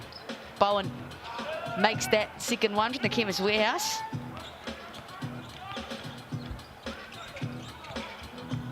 Here's C. Webb. Oh, how does he get off in time? It's impressive, but leaves it short, unfortunately. Here comes Sean McDonald. Finds Brown in the corner. Sohi, Brown. Bit of miscommunication here for the Rams. Don't know if they know what they're running. McDonald through hands to Bowen. Collects it well, up and under. Nice touch off the glass. Back to a three-point game. Well, with the mishaps on the offensive set, they somehow managed to pull something out, and then getting the stop here on defense. Nance just a little excited off the handle. Jets, one of the teams that look after the ball the best in the league. Not so much that time. Here come the Rams. You can hear the defense chant from the Green Army. The Jets opting to be in a man coming out of that timeout. Great lob over to Toy Smith-Milner. Big to big action. That's nice from the Rams. Yeah, great recognition, though. He had Corey Webster on him. Obvious mismatch. Great pass right over the top. Goins, Gibson, and a solid duo of imports for the Manawatu Jets. Mismatch alert. Kenny Goins tries to put Sean McDonald in the spin cycle. Gibson quietly goes about his business. An easy lay and a much needed bucket for the Jets as well. Yeah, absolutely right. They were going a little bit dry there for a bit. Rams going on their little run, but just like you said, chipping away, trying to get those easy looks. A lot of different actions involved in this Canterbury Rams offense. Great textbook basketball. Fires it back to McDonald. I'm not sure he got inbound in time then, yeah. Well, the rule there being you got to get 2 feet on the hardwood inside the lines before you touch the ball. McDonald definitely didn't do so. We like the look, though. It was a great look. Just a little bit early on the pass. 5th turnover for the Rams. They average 10 a game, but uncharacteristic. The Jets will be happy with their performance on the defensive end so far, no doubt. Webster takes it on the younger Kai Isaac. I think Brown might have tipped that one in. 2 points for Walter Brown or Corey Webster, I'm not too sure. Well, you don't want those if you're Walter Brown. And then that's going to be a foul on Russo Nance. And that will be his 2nd foul. 2 for Rosa, now 2 for Russo Nance. With everything else going well, this might be the Achilles heel for them. Tony Webster opting to trust Russo Nance. No, he'll take it. Oh, got me. He will continue with some trust from Tony. Kenny Goins to take a seat. Really rolling the dice. Tony Webster, but obviously trusts his players. And they commit another foul, this time on Miller-Jose. Yeah, Miller-Jose was just a little bit lazy on that play. When you've got a player like McDonald with that kind of foot speed and you reach an arm out, it's going to be a foul every single time. And it was blatantly obvious from our viewpoint. It's going to be the first time out of the game for Tony Webster. Still leading, but unsatisfied with the last couple of minutes, 29-24. And despite him looking unsatisfied, they've had a heck of a start here. Probably just wanting to talk about containing a little bit better without fouling. Exactly, you're right. Sustaining that intensity that they brought in that first quarter. Again, active hands, deflecting the ball left, right, and center. But Rams, they're collecting themselves a bit better on offense, moving the ball well, finding their players, so just shifting the D a little bit. As you'll see the reach there, blatant reach. Unfortunately for the Jets, at that situation, you've just got to get down in a stance and try to contain, not just reach. Yeah, just a ticky-tack foul, in my opinion. He's just trying to get that hard show look. Miller-Jose applying some really aggressive pressure on the Rams here. Good chance for the Rams also to collect their heads. Been a while since they've trailed like this. They had that 20-point deficit that they climbed back from to beat the Nelson Giants a couple of weeks ago. Corey Webster making his case. could definitely get away with stuff like this. Corey Webster, after being a 2-time MVP, debuted in 2009 in the NZNBL. And the Rams will have it from the sideline after the timeout. Bowen finds Isaac. He's comfortable from deep. Just rims out, and it has not been a night so far from beyond the arc. Webster now looks to dance with McDonald. He can't contain without fouling. This might be a long night, Casey. Yeah, I mean, these fouls so far beyond the arc and completely unnecessary. But again, you've got Corey Webster, and he's just a magician selling that one very well. And that will put McDonald on 2. Nothing too alarming, but wouldn't want him to get his 3rd given they are short on guards tonight. Corey Webster doesn't miss that very often, and when he does, it's a miss like that. Scoring has very much slowed down for either side. McDonald finds Bowen. That's been a welcome duo for the Canterbury Rams tonight. Oh, absolutely right. Things not falling from deep. Best to get the ball inside to the big man, Bowen. 12 points in the paint now for the Rams. And then 8 from free throws. It's really going to be their approach tonight, you can imagine, before things start to fall. Solly Smith-Milner will have a well-earned rest. Miller-Jose. See Hookie in the game, getting some minutes off the bench. Walter Brown, the defensive scheme for Corey Webster. Now it's Max Darling, and Darling can't do it without fouling either. Yeah, again, that matchup, Corey Webster loves it. Take it against the big man. That'll be the 2nd foul he's drawn on Max Darling. You see it here, just leaning that left shoulder into the body of Max Darling, drawing the foul. And a lot of players, a lot of key players on 2 fouls here. Just that forearm from Darling on Corey Webster. Typically a tactic people use to help them stay in front. Obviously, Suliev's not an easy guy to stay in front of. Quinn Clinton will definitely be ordering some more discipline out of his Canterbury Rams. Sulieve makes his first one count. He's up to 7 points on the night. Already got 3 rebounds and 3 assists to go along with that. Kai Isaac back at point guard. Pena back in the game as well. Jets back in there 2-3. Brown kicks it somehow to Pena. Finds Darling, who finds Brown. It's short. But there's the activity from the Rams on the glass. They are so good at that. Bowen. 3rd time's the charm. 3 smacks of Pinata, and it finally works for Kyle Bowen. Oh, Bowen is just doing such a great job offensively. That'll be his 2nd offensive rebound. His presence keeping this Rams team alive here in this first half. You see it there. It's a big man thing underneath, and he will go again to the line. 11 early points for the 24-year-old out of Perth. Stands at 6'8". Just rims out on that first free throw. Of course, with Melbourne United, played all 37 games. 4 years at St Mary's alongside his now head coach Quinn Clinton. Bit of a change of dynamic, but a great contact for Quinn Clinton to have. 31-27 plays the score. See Webb here, has a bit too much space, winds up, and the Rams are lucky. That was pretty uncontested for C. Webb. Darling, the cut from Pena. Isaac with room to operate now. Finds Darling. Back out to Isaac. Brown, Bowen, he's been leading the charge offensively. Brown steps into one and finds some success. Finally, the Canterbury Rams have some luck. I love that offensive set there. Get the ball into the big man, draw the defense, and kick it out to the open shooter as Corey Webster answers back with another triple. Throwing flames from both sides. Jet's been really good at answering back tonight. Kyle Bowen no good on his first couple of attempts, and finally the Jets can stop him. Here they go on a bit of a run. Rose through traffic.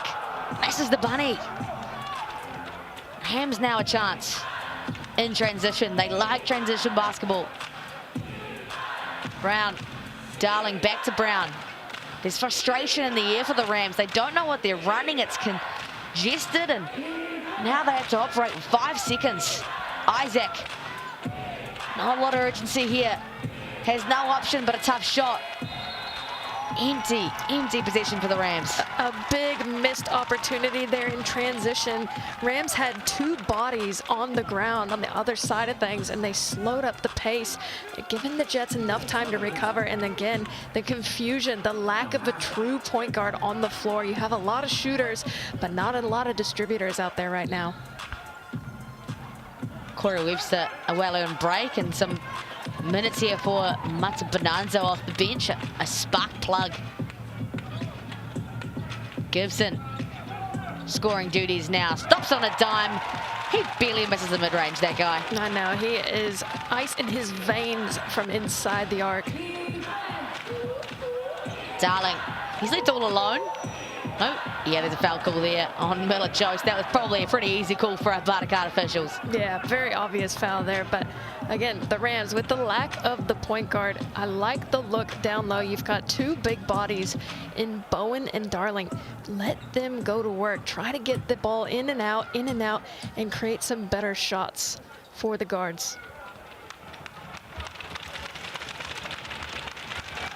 That's 3 personals now on Miller Jost. Of course, our veteran Leon Henry will wait to check back in.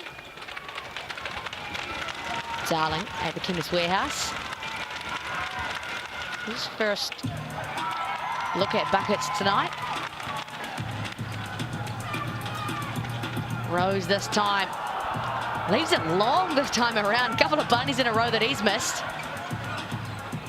Darling through traffic. Miller Jost rolled the dice with the contest there. A great finish from Darling. Again, I like that push in transition from the Rams. If you don't have a point guard and you have an opportunity in transition, take advantage so you don't have to run an offensive set. Gibson on the longer Bowen. Disrupts, but still finishes, does Gibson. Quietly having himself a night. Up to 12 points. McDonald floats it to CJ Pena. Makes a statement with that one-handed jam. And just like that, another back-to-back transition play for the Rams. Again, just chipping away at this deficit they have. If they can keep that up and get those transition buckets, they are in for a good night. 3-point deficit. Rose through hands, gets it back to himself. The Jets doing a really good job at staying afloat when the Rams come back. They have had some really good responses so far tonight. Sitting up in what looks like a 3-2 zone this time around. Darling, tough night from deep for the Rams.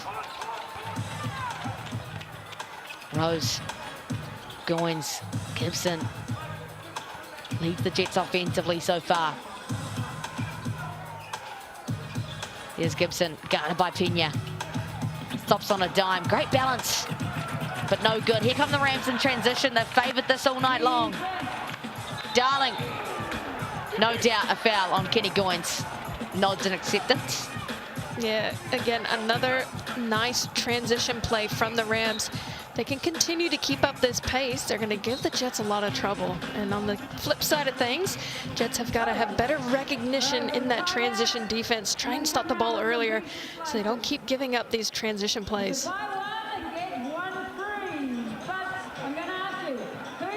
Timeout called here ahead of the free throws. The Jets hold on to that 5-point lead, and it has been all them tonight. Canterbury Rams, their biggest lead is 1 point tonight. It has been all the Manawatu Jets, and they can really pat themselves on the back for their efforts at both ends of the floor. Oh, you're absolutely right. They came out strong, and they've maintained that. They had a little bit of a lull there late in the first quarter, but they picked up right where they left off in the beginning of the game here in the second. Done a great job not confusing the Rams, but forcing them out of their offensive flow and forcing them to make something happen in transition. What do you think? The corridor is here from Coach Quinn Clinton. Looks pretty heated. I mean, you know, probably not used to being down by 5 at this stage in the game. And, you know, they've got a 10-game win streak, but they are missing 2 key players. So again, just, you know, you got to have somebody step up into that point guard role, or you've got to step it up on defense and just continue. I've said it multiple times, but in transition, they're unstoppable. So if they can keep that up, they're going to have better luck in this second half. 2 from the Chemist Warehouse for Max Darling. Having the energy from the fans tonight. The MC doing a great job getting them engaged. That's Queen energy. And of course the young fans very engaged. Fly Palmy got to have some of the best fans in the Motu. There you see right there. Jet stickers on the forehead. That's a new level of commitment as Darling goes 2 for 2 from the Chemist Warehouse. Rose on Brown makes that one count this time around. Relentless effort from Rose, coast to coast, putting Walter Brown on his heels straight away. McDonald into Milner. That ball's flying for the Rams. Darling forces his way in there, but no good. And the Jets get another stop. Can they extend this lead before half-time? Goins back to Gibson. He's got 12 points. Lots of them look like that, but leaves it short, does Gibson. Brown floats through, over to Milner. Great look for the Canterbury Rams. Oh, that was a beautiful play there from Walter Brown. Very patient, nice little Euro step and dish at the last minute. Smith Milner. Onto Bonanzo. Point guard. Responsibilities with C. Webb on the bench. Goins over to Henry. So good to have Leon Henry back in the mix. Rose has 3 seconds, no option but to pull. And here come the Rams looking for a 2-for-1 opportunity through McDonald. A lot of contact and no call. The Jets again get a stop. Could be a bucket here through Gibson. Rams commit a foul. If that's on Darling, that's his 3rd. We'll get a confirmation on that in no time, but you love that pace there from the Manawatu Jets, led by Gibson. We'll see that again. Could be anyone. Might be on Toy Smith Milner, though, for the region.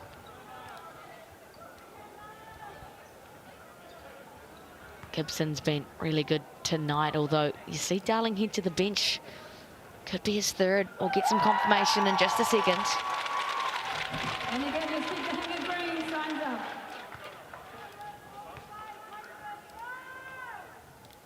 Gibson, 2 for 2 from the line, clutch shooting.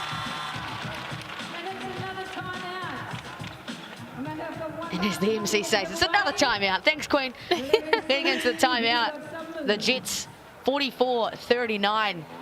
And they have held on to this lead convincingly. Yeah, they have done such an incredible job on defense. And then when the Rams push in transition, they are answering straight back with some coast-to-coast looks from the guards. I'm loving the intensity, but credit to the Rams. They're only down 5, and they're missing 2 key players tonight. So doing well. It is an adjustment when you've got 2 key point guards out, and you're trying to fill that role. Just speaks to the value of a true point guard nowadays. Just to confirm, that foul was on Max Darling, so he sits with 3, and that is not what the Canterbury Rams want when they are short-handed. Of course, they're on a 10-game win streak.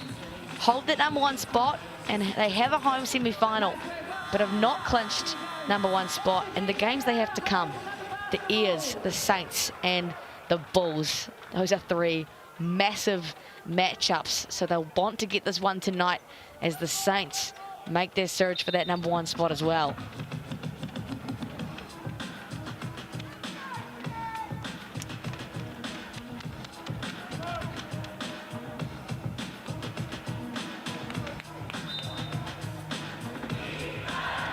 Couple of possessions left inside this first half. It's been a Green Army show. Still in that zone of the Jets. Pena steps into a triple. Oh, fortuitous. Into the hands of Kyle Bowen, and the Rams will take that. Bowen has just been in the right place at the right time all night long, really showcasing his offensive rebounding prowess. Quinton Rose looks to dance with CJ Pena. Last possession of the half for the Jets. The mid-range from Kenny Goins, no good, and the BNZ player timeout is called for the Canterbury Rams by way of Kyle Bowen.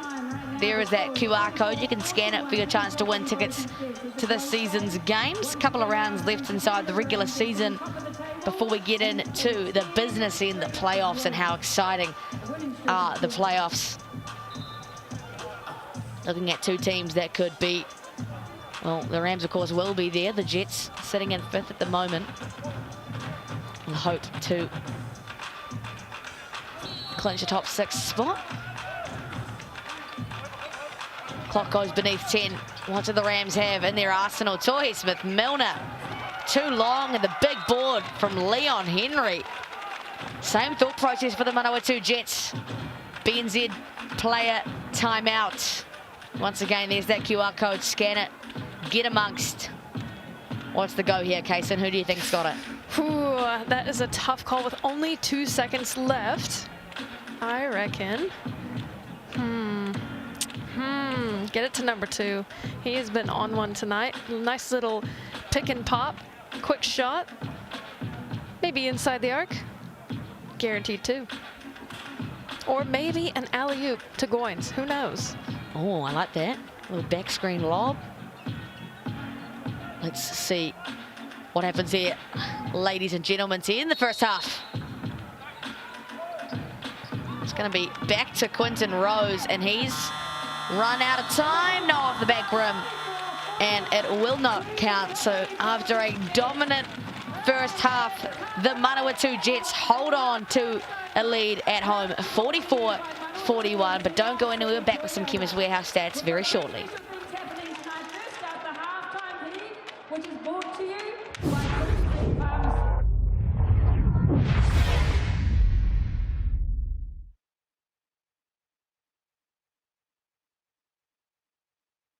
on the court. We're going to start off with the free throw. You got 30 seconds. You ready?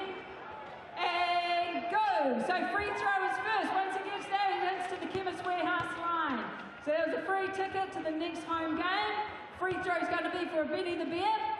Each shot made moves through to another prize. Our halfway shot is now at $4,500. We are now at the three-pointer. You have 10 seconds.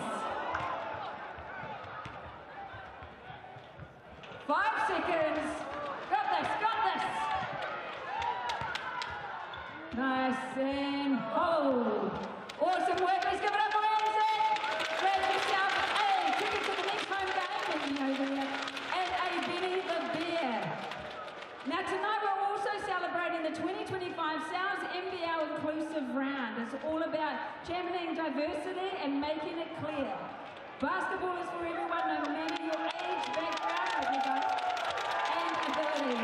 Now in its third year, Inclusive Round highlights the league's commitment to making the game welcoming, supportive and inclusive, both on and off the court.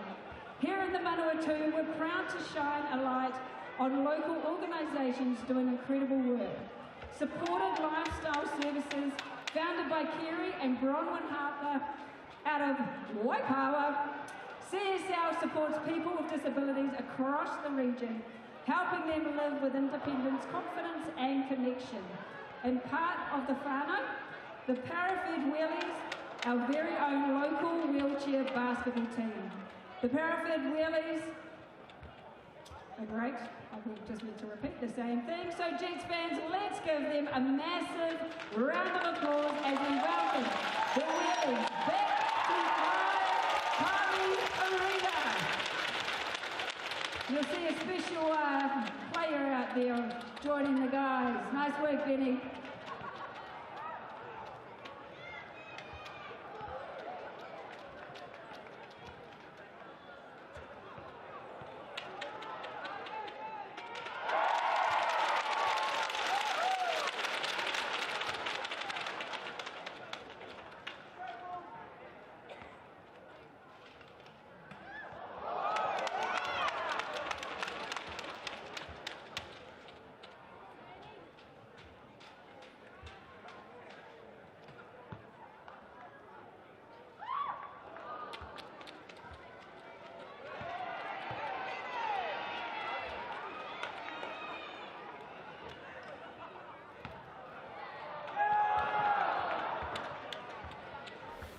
No mai hoki mai te whānau, welcome back. South NBL action has brought you some entertainment tonight, and it's not stopping anytime soon. It is, of course, an inclusive round here in Jam in June in the South NBL, celebrating inclusiveness. And it reminds you that basketball is a game for everyone. So from June 18 to 29, we are coming together to honour diversity, community, and the power of inclusion. Manawatu Jets tonight hosting the Canterbury Rams, the back-to-back defending champions, blah, blah, blah, struggling at half-time. Here are Kim's Warehouse stats. Well, you say they're struggling, but they're still only down 3 with a couple of key players out. But you see there, Bowen and Gibson leading the charge for their teams respectively with 14 apiece. Corey Webster chiming in with 11. McDonald's got 8. A little bit of a quiet first half for him.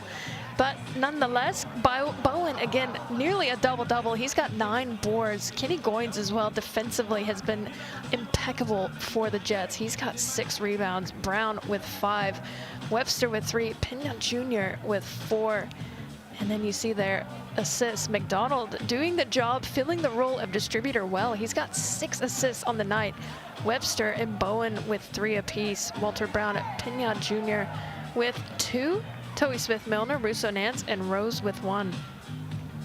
And 3 blocks for the Jets. Again, their defense has been the statement of the game for them in the first half. Hoping to carry that on into the second half. As you see there, 4 steals for the Jets compared to just 2 for the Rams. Again, at times, Rams struggling, like you said, on offense. Just looking a little bit confused, but regrouping here at halftime. Surely they will come out looking completely different than they did in the first half. You can definitely feel the lack of Taylor Britt and Tama Isaac. That point guard position just unfilled for the Canterbury Rams at the moment, but the Manawatu Jets will lap up their success at the moment. Thank you for joining us here on Sky Sport. We'll go to a quick break and be right back with 20 more minutes of basketball.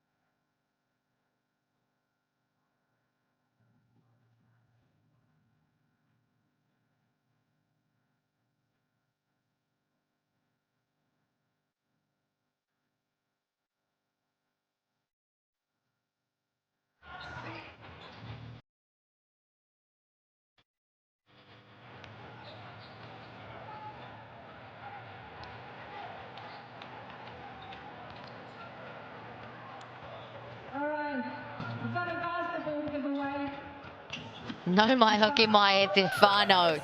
What a way to enter the second half. These young men just getting it done for the Green Army, and these fans have been incredible as the Manawatu Jets lead the Canterbury Rams on your Sunday evening in Paradise North. How good is that? These guys really go all out, Palmy. You know, that helmet has seen some days. He's wanted to for a few games.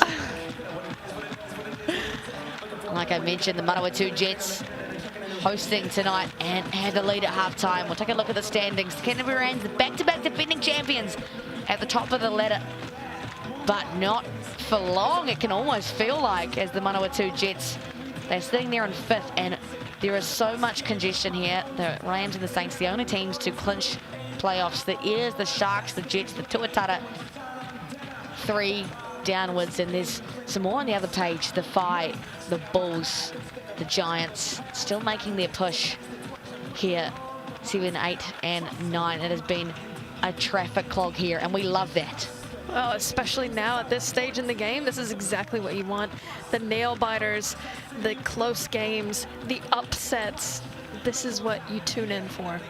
And this is also what you tune in for, a bunch of kids dancing on the baseline like that. Here are your upcoming games for round 15. The Giants and the Tuatara, the Bulls and the Jets, the Nuggets and the Phi, and the Hawks and the Saints. For every team bar the Nuggets there, that is a must-win matchup. And it's an exciting week ahead in the Sal's NBL, and an exciting second half of basketball. The Jets have led. Oh my gosh, they're just getting more and more kids. Where are they finding them all? You love to see the devoted young fans, future basketballers. And despite the Rams, what you could call poor performance by their standards in the first half, they still have 77% of the vote.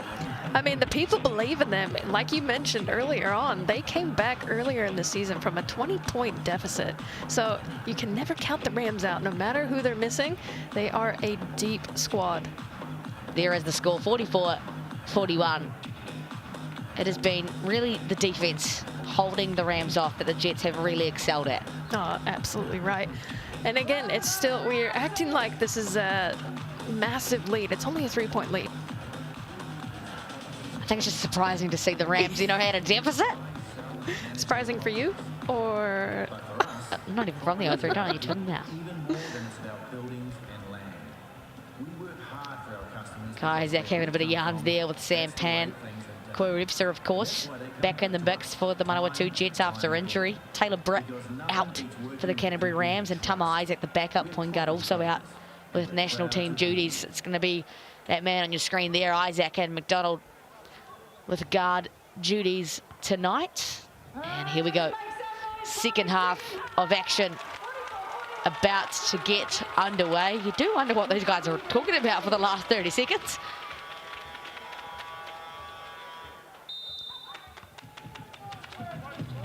Sean McDonald will lead the charge, and the Rams come firing out of the halftime break. Well, Quinn Clinton had some words to say at halftime. Oh, absolutely right. What an explosive opening play. Every single Rams player looked like they had a fire lit under their butt from that halftime speech.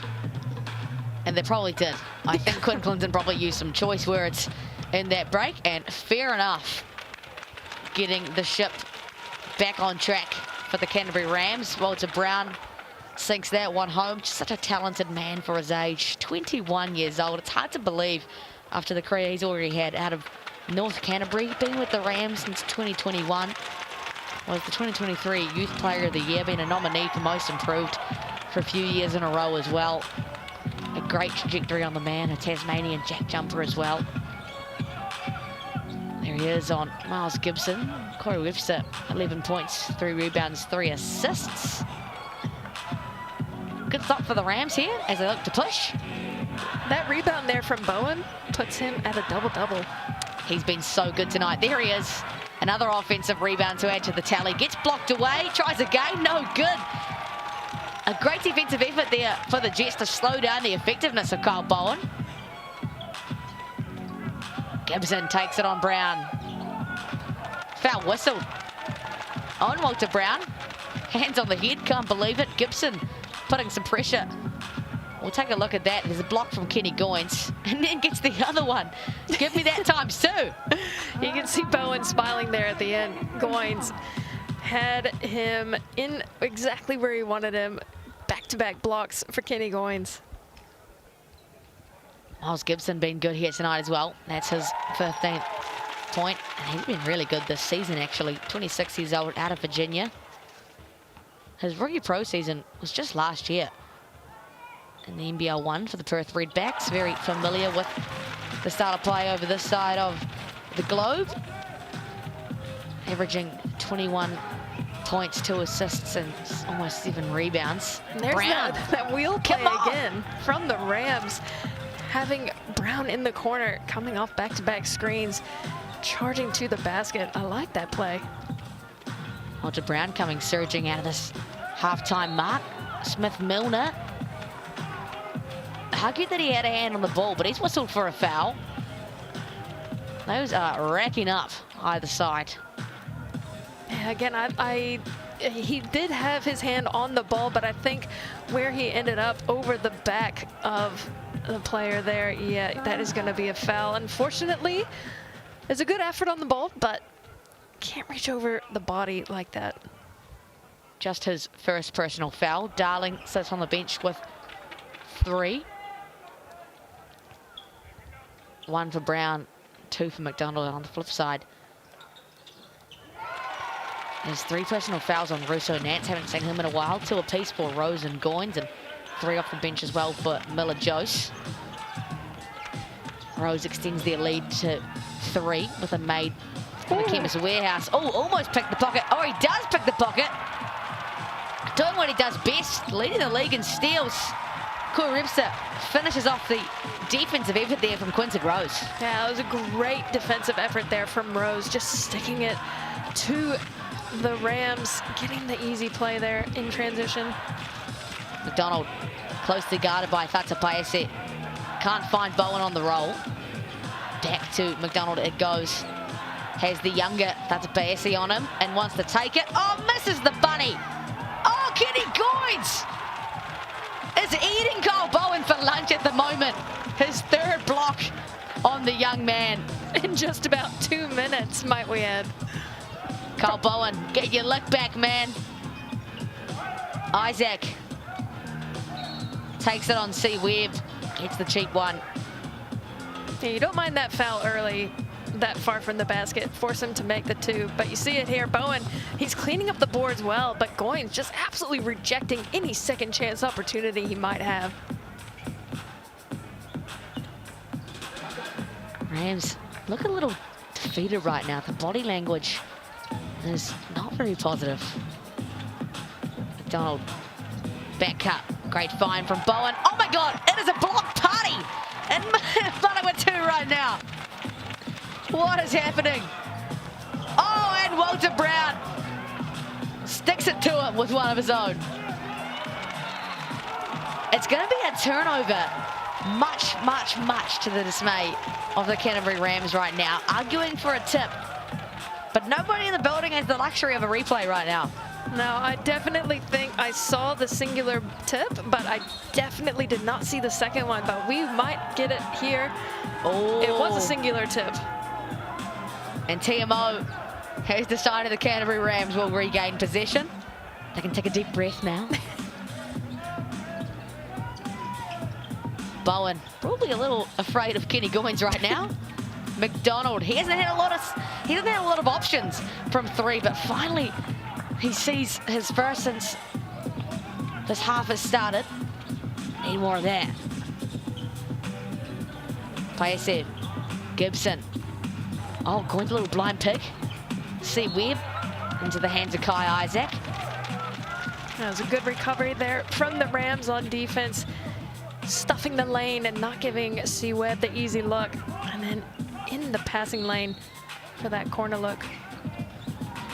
Corey Webster, no doubt about it. Always going to shoot that.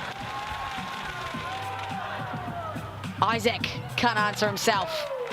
It's been one of those days from deep for the Rams. 4 from 18. Goins been solid today. Webster. Back to Goins. I gotta give Smith Milner his flowers. He is one of the best bigs I've seen on the closeout and jumping the ball, not reaching, just using his body. Not the best on the pass there, unfortunately, but defensively he has been great for the Rams. Paese can't make it count. Goins earns the Jets another possession. A rare miss from that step back for Webster. No numbers advantage for the Rams. McDonald has to slow things down. Isaac, he hasn't had a lot of success. Opts to go downhill instead. Rattles it home. I like that work from Kaya Isaac. Again, Tata Paese was just in his grill a little too much. Taking the hit, take the hit into the lane. Got the easy two. Not so easy two, but able to deter Tata Paese enough to get that nice little short jumper. Isaac will take a break. Only 2 off the bench so far today for the Rams. Usually go 4 or 5 deep. Dante Russo-Nance, welcome back to the game, young man. Talk about the dynamic duo play of those two there. Great job from Webster taking the body and then finding the shooter wide open. And Walter Brown unable to answer back, but Kyle Bowen, again, another offensive rebound. Yeah, putting in an absolute shift on the glass. There he is again, back-to-back O-boards in this position. Finds Smith Milner, has heaps of time to lock and load. Absolutely working his tail off for his team. Kyle Bowen able to keep it alive yet again. 8 offensive rebounds for Kyle Bowen in this game. Well, I don't even think it's updated. I think that's 10 now. 10 offensive rebounds to go along with 14 points and 15 overall, 15 overall rebounds from the big man. Brown downhill, easy look off the glass. It's back to 3, but the Rams haven't taken a lead. Every time they've come back into this one, back touching distance, the Jets will pull away again. Will they change the story in the tail end of this third quarter? Bowen whistled for a foul on Russo-Nance. Bit of a mismatch there. Russo-Nance with the speed and agility, but good job by Bowen staying in front of him. Just bailed him out in the last second. As you see it there, good recognition from Russo-Nance and that slight little reach in with the left hand at the end there. Kyle Bowen. It's only his second foul. Very safe scenes for the Rams in that regard. Webster has the switch on Darling. Darling's got to be careful here. Heavily contested for Webster. Could the Rams make it the closest deficit in a while? No, they cannot. Russo-Nance, second in the league in steals. Doing his thing. Webster right over to the more offensive side. I mean, bullseye on the throw. Not sure who he thought he had cutting in on that play, but again, just a little bit excited on that pass to Miller-Jose. Donald needs to be careful with the ball here. Russo-Nance, a great pickpocketer. And the defensive effort there from Leon Henry was enough to deter the shot. And again, unsuccess from the Canterbury Rams on the offensive end. Doesn't feel right to be saying that sentence. This is a team that averages 100 points a game. But, you know, I do love the fact that they're still crashing the boards. You know, things aren't working out. Shots aren't falling like they normally would. But they are relentless in their pursuit for that second chance opportunity. Just didn't go in their favor on the last play. The Jet staff, the flight crew, putting in some mahi. Oh, Leon Henry gives him a fist bump. Love to see it. Veteran move there. Appreciating the staff, everyone involved in making the game happen. Webster has the younger Isaac on him. Kaya, a really good defender, on-ball defender especially. Miller-Jose, easy two. Yeah, nice little step through there from Miller-Jose. Again, able to step right past Max Darling. But Max Darling, again, on 3 fouls. Not wanting to give up a cheap one on that play. McDonald flirts with a shot fake. Gets downhill, stops on a dime, leaves it short. Just 11 points for him tonight, 30% from the field. Gonna have a foul, I believe, on Kai Isaac. Very active in the backcourt. This game's just been neck and neck. Hasn't gone out to double digits. The last time these guys played at home, the Rams got the win just 92-81. So Jets definitely a team that can push these boys. At the moment, been successful all game long. Webster controls the pace of this Manawatu Jets offense. Gibson into the hands of Leon Henry. We've seen years and years of that. But it's going to be Canterbury Rams ball. A good stop there from the Rams. Necessary stop again. Give themselves a chance here. You see that play there. Nice dish from Henry. And great hands from Smith Milner. Retracting the hand at the right time to force the ball off of Gibson. Well-earned break for Gibson. He's played 25 minutes already. Brown comes off the little rub screen. Darling gives it back to him. Near, it's Isaac. Shot clock gets beneath 10. Isaac attacks. Has a lane, stops on the dime, gets a little midi to go. Yeah, he's done a great job from the mid-range so far in this game. Not really making it range from 3, 1 for 5 on the night, but inside the arc, he's doing a great job. 7 points and 2 rebounds now for Isaac. Got the start in the absence of Taylor Britt. Pena. Oh, he's called for a blocking foul. Wanted the charge, but Kenny Goins instead gets the and one.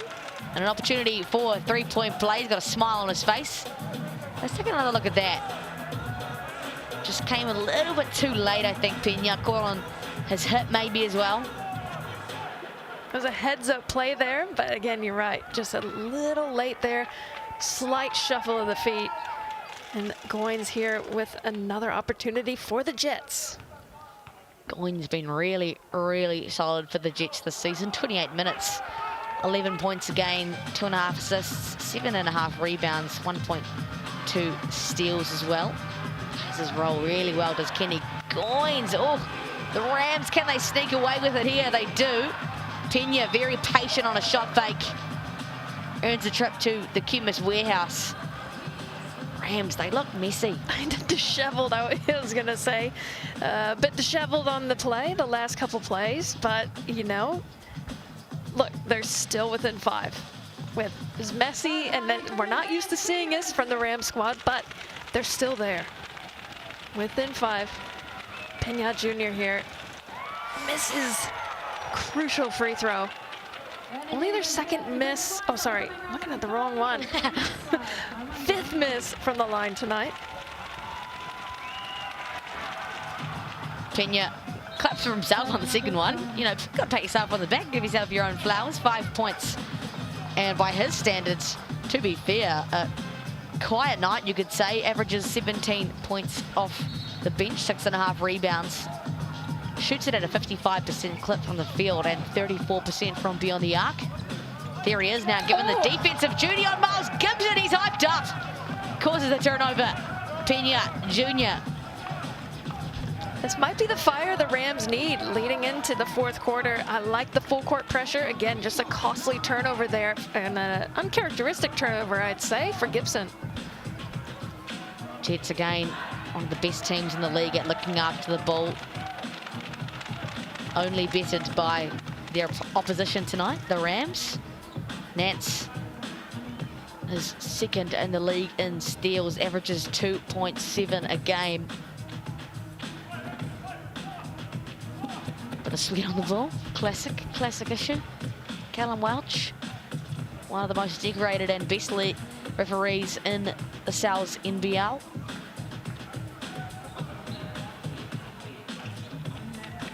Isaac gets the catch off the inbound.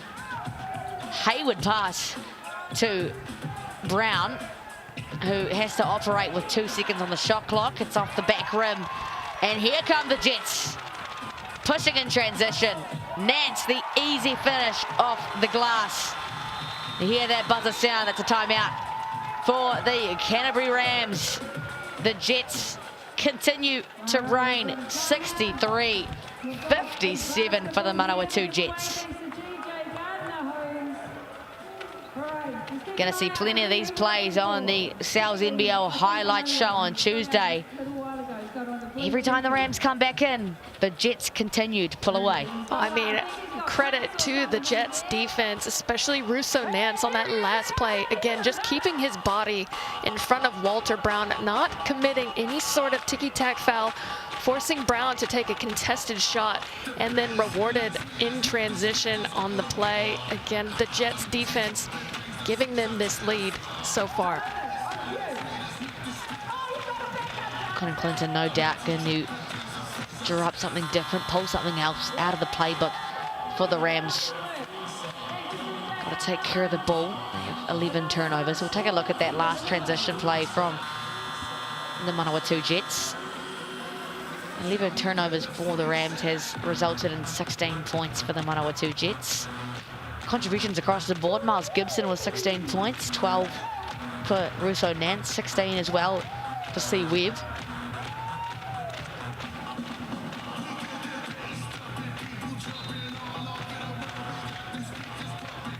Just 57 points for the back-to-back defending champions who average over 100 points a game. There's Brown at the rim.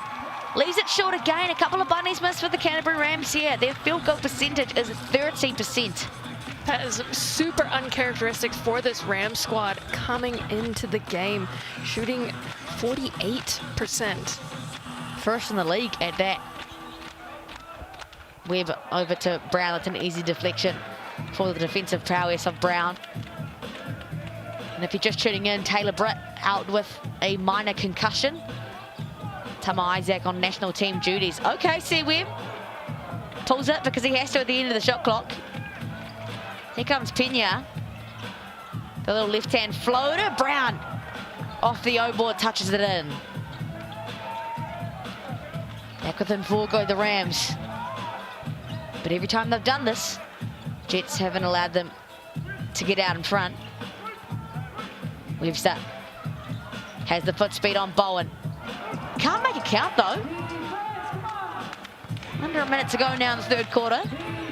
McDonald hasn't been his night so far. There goes Quinton Rose, just doing Quinton Rose things. Doesn't get the turnover. But now less time to operate for the Canterbury Rams. McDonald through traffic. No rim on that one. Might have been a little bit of a tip. Again, it's been a block party for the Jets tonight. Can't get that 3 to go. Still plenty of time here for both teams to have a possession. Even quarter so far, 19-18. To the home side, Jets. Last possession of the quarter for the Rams. They really got to make this one count. Way too long for Sean McDonald. He is a scorer at will, but hasn't been so whatsoever tonight. Dying second to this one. Ball in the hands of none other than Corey Webster. From deep! Corey Webster. Who else is going to do what else? The magician with the step back, the handles. Oh my gosh, on the guy that he's drawn almost 3 fouls on, Max Darling. What a shot to end this third quarter. Well, ladies and gentlemen, this is what you would call a ball game.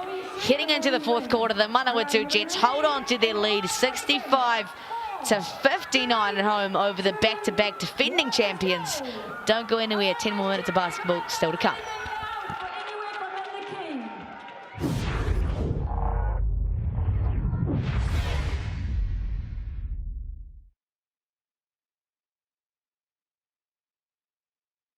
Coming closer if you want.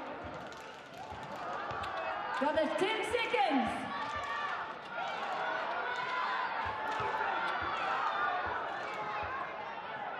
Whoa, you can, one more shot, yeah. There we go. Nice play. All right, you play yourself and ticket to our next home game. And I'm going to give you that GJ Gardner Homes basketball as well. Well done.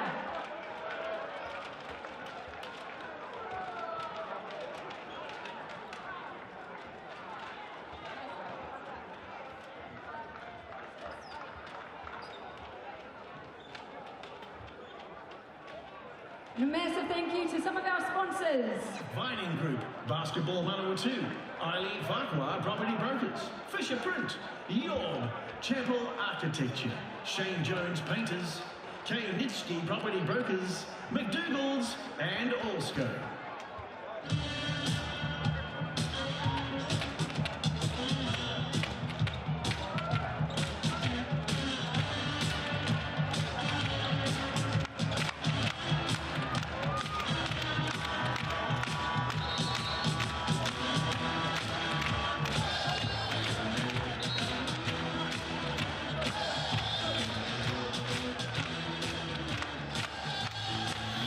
No mai huki mai te whānau. Welcome back. Sal's NBL action on your Sunday evening. Happy Matariki weekend. The Manawatu Jets. An absolute blinder holding off the #1 seed at the moment. 65-59 at home. And that has been an Achilles heel for the Rams all of tonight. Their foul trouble. I think the bodyguard officials pointed to Max Darling on that last play, which would be his 4th. Not sure if he had a little cheeky reach in. We're gonna see it here. I don't know. I don't know who they're gonna call it on. You would think Pena, but I guess we'll have to wait and see. Rams hungry for that #1 spot. If they're hungry, they might want to get their hands on a large cup of pepperoni pizza. Sal's NBL deal of the week. Scan that QR code and get amongst. Or use Sal's Cup 25. Oh, Pena! Heads up play from CJ Pena. The block throws it off Gibson. Love your work, CJ Pena. Beautiful defensive set there from Pena. Confirmation that foul was on Max Darling. He has 4 in the game. Clinton rolling the dice, keeping him on. McDonald hasn't had a night from 3. That explains it. But great job. Darling earns the extra possession for the Rams. Back to 4 points. Again, the Rams, their offensive second chance possessions have been able to keep them alive in this game. Nance, he's been good. Foul this time on Soy Smith-Milner. Every time the Jets get to the paint, it feels like it's either a bucket or a foul. Which is exactly what you want if you're the Jets team going against this prolific Rams squad. Again, Russo Nance recognizing a little bit of a mismatch, goes up into the body of Smith-Milner. Smith-Milner pleading his case for the block, but Russo Nance making his way to the line. Corey Webster, your leading MVP for tonight, the Mixing Pick Game MVP poll. Scan that QR code, get amongst. Russo Nance up there as well. Actually, he's in first, just not on the order in the leaderboard. 34% for the young man. Kenny Goins, 11%. Bowen and Darling amongst as well. Bowen started off really hot, 14 points. Has 17 rebounds as well to go along with that. 10 offensive, might I add. Yeah, I wonder what the record is for offensive rebounds in the Sal's NBL. I wonder if we have that on record or not. Not sure. Well, there he is, Cole Bowen. Oh, gets the foul as well. Looks like he got tripped up or slightly hit on the way. Oh. And if that's on Rose, that'll be his 4th, I believe. Yeah, let's have a look at that. Quinton Rose. Just going to be his 3rd, I believe, actually. He snuck away. Oh, Dante good. Russo Nance is on 3. I really didn't think there was a foul on that play. I thought he had a clear lane, but... Well, the Rams will well and truly take it at the moment. Yep. This is, without trying to be too harsh, got to say, this is one of the worst games I've seen the Canterbury Rams play this season. And I think that's a fair statement. They probably agree with that. Well, as their #1 fan, I think you have plenty of legs to stand Trust on me, to make that statement. there is bigger fans in Canterbury than me. That Cal Stadium lights up. But it is great to see, though, the top of the table get pushed like this by a team that is looking to solidify their place in the playoffs. This is what we need in the Sal's NBL. Exactly. I mean, you say it could be one of their worst games, and they're still in the game. That just goes to show you the powerhouse that the Rams have been the past few years. Their depth, unmatched by any other team. And a bad day in the office. Look, I've seen a bad day in the office and a team lose by 54 just this week. So I'd say they're doing pretty well. You just saw as well The lone Canterbury fan in the crowd in Palmy right now, digged out in his Satyrs gear. Super Rugby Champions 2025. Easy call there for the Bartercard officials. Gibson just too small for Tohi Smith-Milner.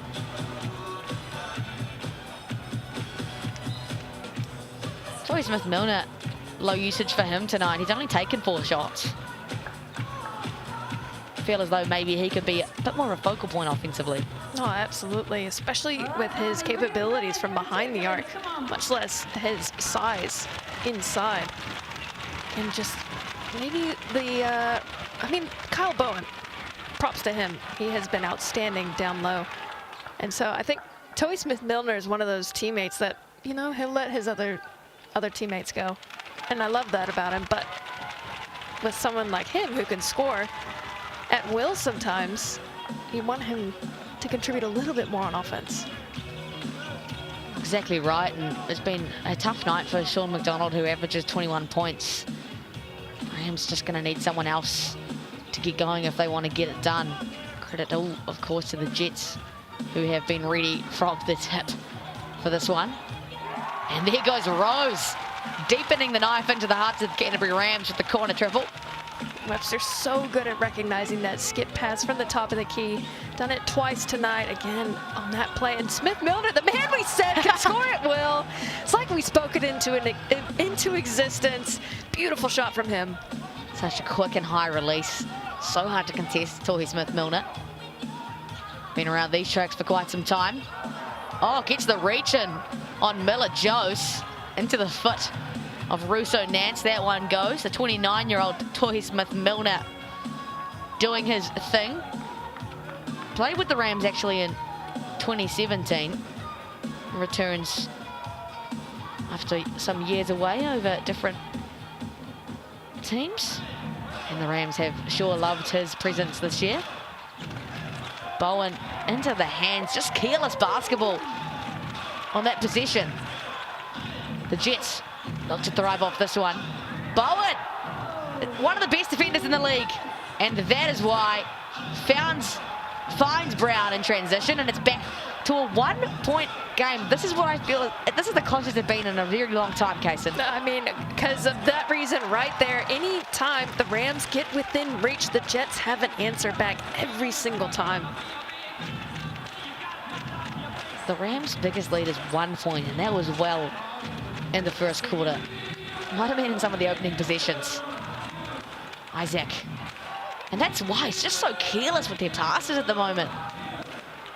Isaac stops on a dime, lets it fly. O-board goes to the Rams. Pena Jr. off the back rim. The Rams stay alive once again. Are they going to make one, or are they just going to... Isaac a little bit too open and blocked away by Miller-Jose. Take foul in transition for Tohi Smith-Milner. Jets extremely lucky on that last play. The Rams unable to convert on about 17 offensive rebounds. 16 of those belonging to Kyle Bowen. But the Rams, you're gutted after that. Smith-Milner committing the foul early, not willing to go one-on-one with Corey Webster. Smart heads-up play from him. Walter Brown trying to wake up the troops, get them going. Desperately need a big play here because they, just like you said, get within reach, and then the Jets have an answer every time. It doesn't help that they are 6 from 26 from deep. They have 21 offensive rebounds. They have been given well enough chances, but just can't make it count, shooting 34% from the field, 41% from 2-point range. It's not just from deep, it's an overall finishing issue tonight. You say 21 offensive rebounds for the Rams. The Jets with 5 offensive boards.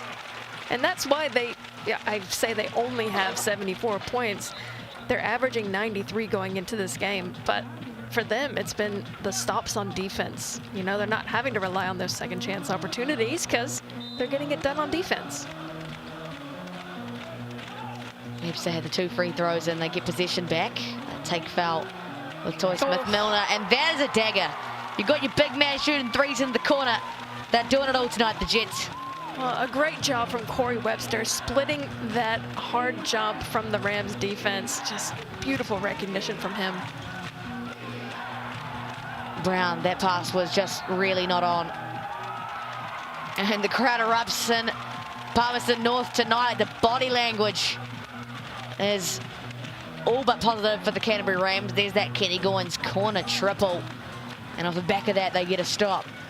And like 30 seconds ago, there was a 1-point game. And all it takes is one big play from the Jets. And again, the body language from the Rams, not great. Goins gives it up to Rose. He goes downhill this time. And it's a foul once again. I've seen the same film over and over within this situation. Rose to the Kim's Warehouse. And again, great job from him, taking it into the body of Walter Brown. I believe that will be only his second foul so far in this game, so he's got a few to give. But again, he, as young as he is a leader on this Rams team. So it's time for him to step up in a positive way, try to regroup, get the Rams going, try to find an answer for this Jets team. And it's going to start with taking care of the ball on offense, which they've not done a great job so far this game. It's going to be a timeout for the Canterbury Rams, and a much needed one at that. There's going to be some change in tactics here. They have 6 minutes to go. 9 points, not a massive deficit with this much time to go, but something's got to change. Yeah, I mean, Rams #1 fan, what would you say in this timeout? Okay, you gotta stop talking. Gotta stop calling me that, Kason. I'm not the Rams #1 fan. I think they've got to go do something defensively. I would like to see them maybe change up their defense, maybe see a little zone just to throw something different at the Jets. They're not actually shooting very well from beyond the arc. 6 from 19, it's okay. But there's just got to be some change up, and they've just got to stop letting it fly as much from beyond the arc. I think they really got to make a point at getting to the rim. When they had those plays where they kind of came out of halftime and just had bodies moving all over the floor, a couple of actions to get some wheel action downhill for Walter Brown, they looked really good. But we haven't seen a lot of that tonight. Their scoring has really gone astray. They are a team that averages 100 points a game at 70 right now and shooting 34% from the field.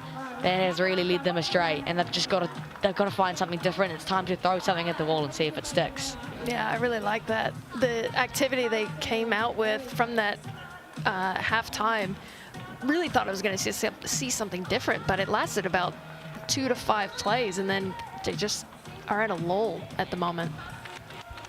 Just a reminder as well, the Rams are on a 10-game win streak. The Jets are well and truly looking to snap that streak and boost their place on the ladder. Great solution for the zone, and Walter Brown finds some success. Great energy out of the timeout for the Rams. Rose defended well by Pena. Extended pressure here for the Rams. Milner does well not to foul. Webster off the back rim. Rams can be happy with that position. Oh, absolutely right. If they can make something happen here, going to be that boost they need. McDonald not having a night for himself. Ball reverse as well. Still willing to give it a go. McDonald back-to-back triples for the Canterbury Rams. This is who we've seen all year. Exactly right. Again, shooters are going to shoot. You're going to have ebbs and flows in your game. Love that McDonald isn't afraid to let it fly. Jets now looking for an answer. They've answered all game long, and it's Gibson. A rear miss. That guy is efficient from the field, but not that time around. There's a turnover, though, for the Canterbury Rams. Number 14. Now, they'll have another go at here. The Jets.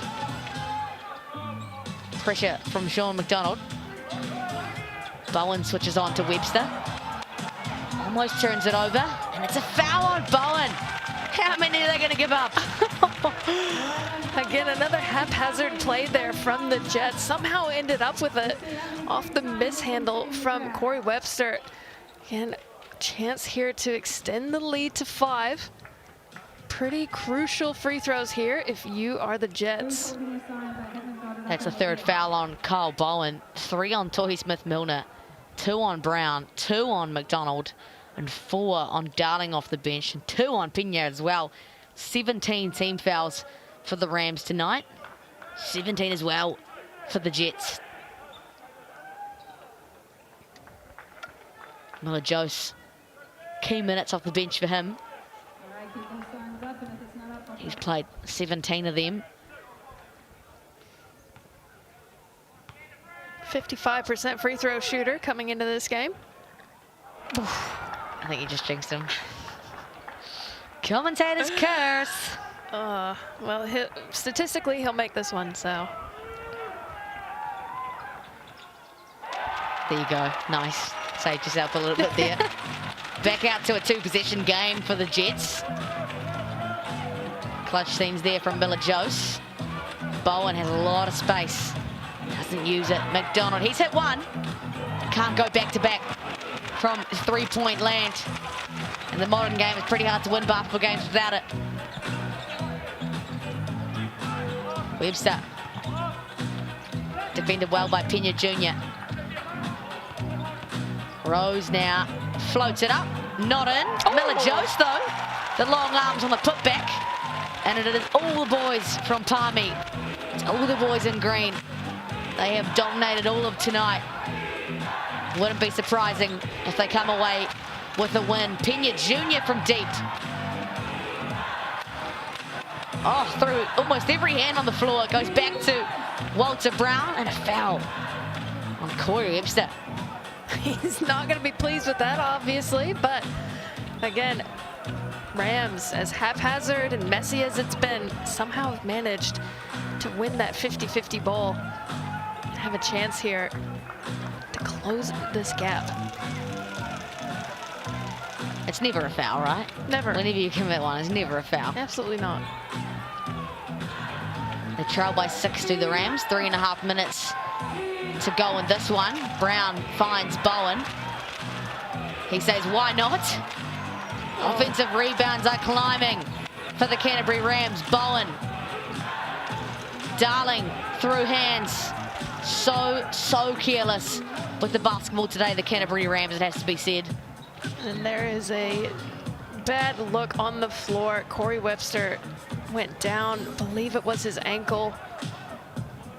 Not what you want to see his first game back. He looks sore, does Corey Webster. Take a look at this.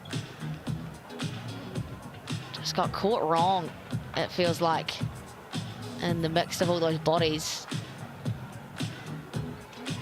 Obviously, Priya's going to Corey right now.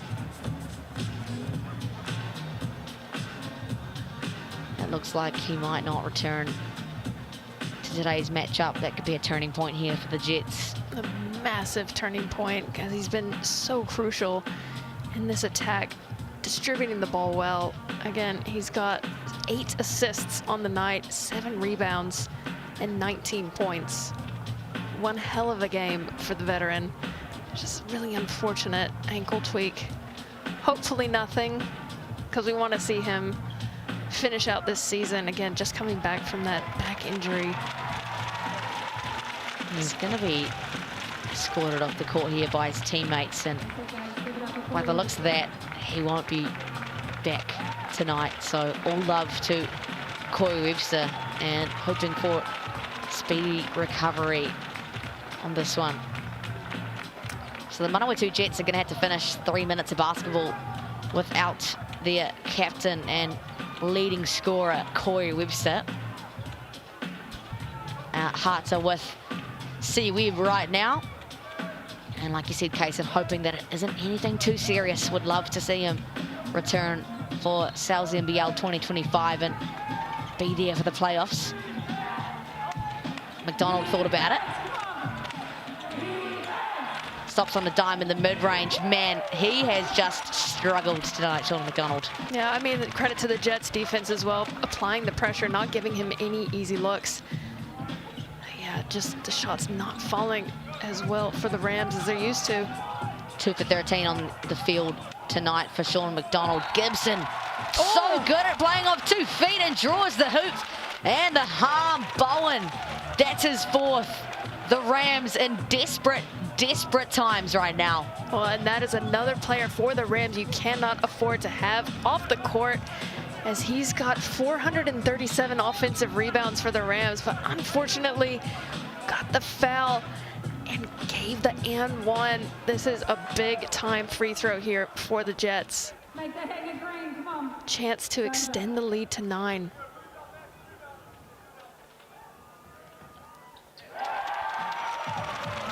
Just like that, they bounce back without their captain.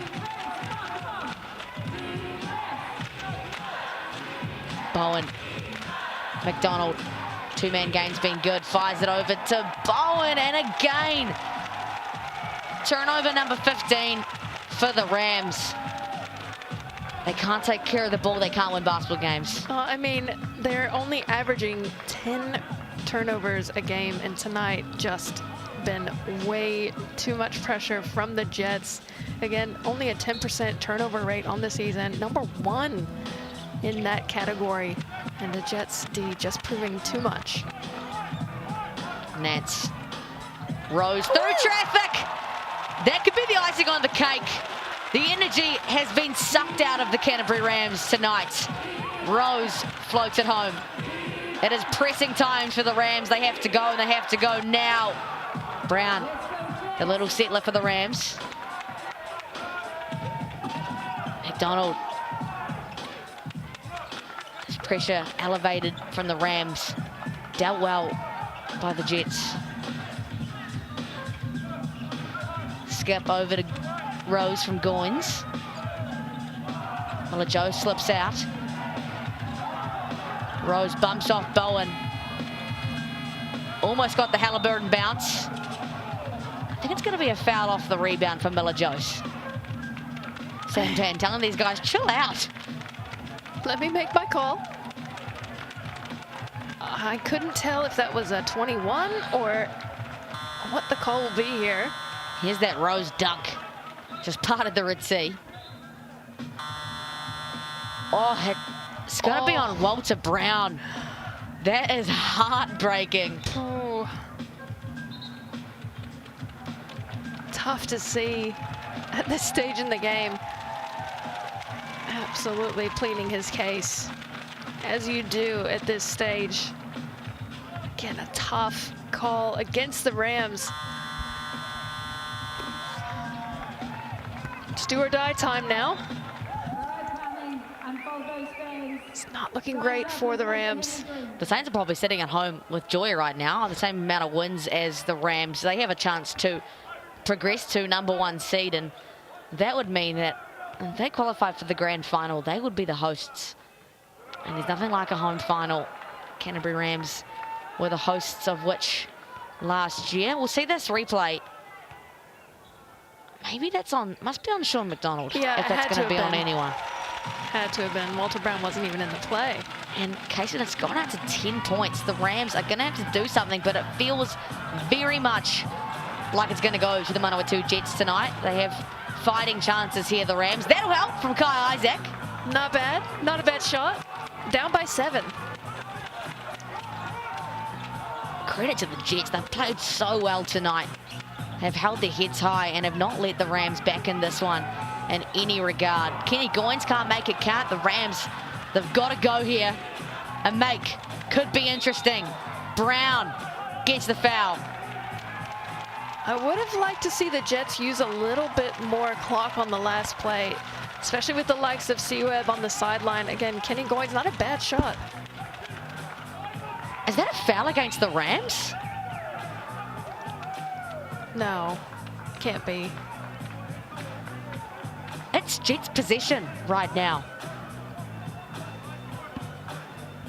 What?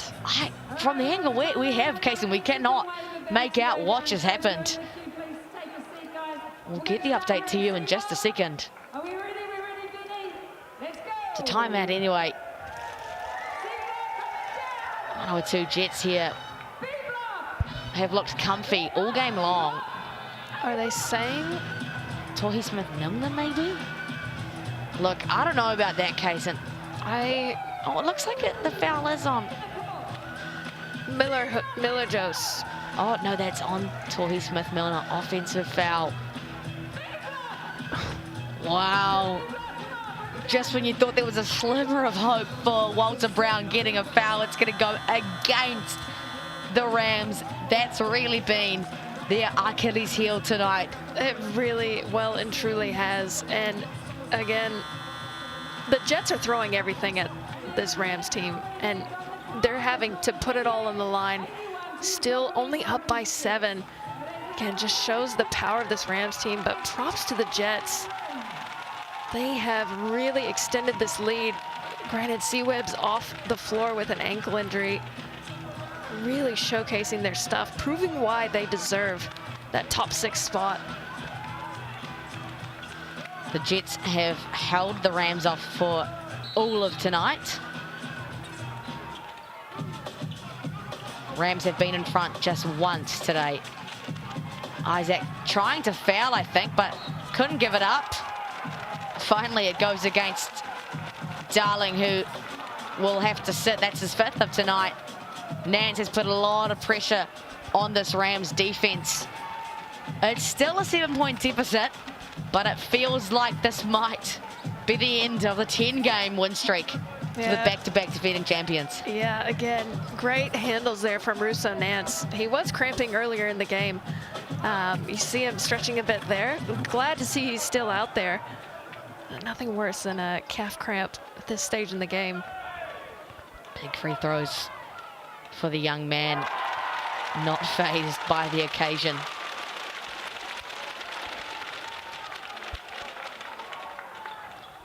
Russo Nance, point number 14.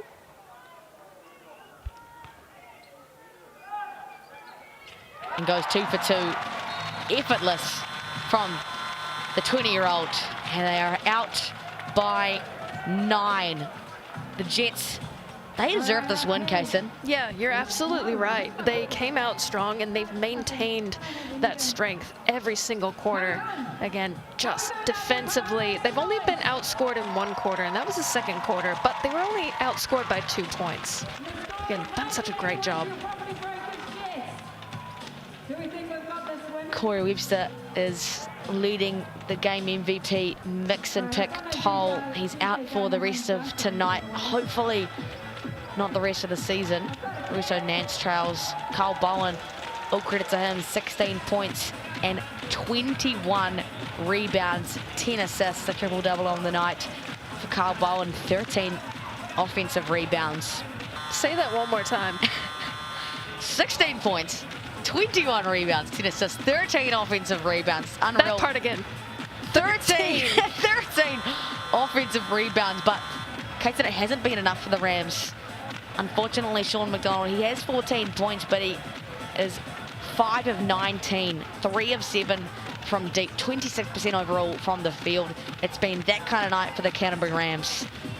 The Jets have held them off at home. Pride on their shoulders, the Jets, as they make their playoff push. The Rams, they can't do it in clutch time. And you'd think the empty possessions award Jets with a win tonight. The body language tells all right now. Rose finds Nance, and the Jets just got to stay alive here. Isaac will concede that foul.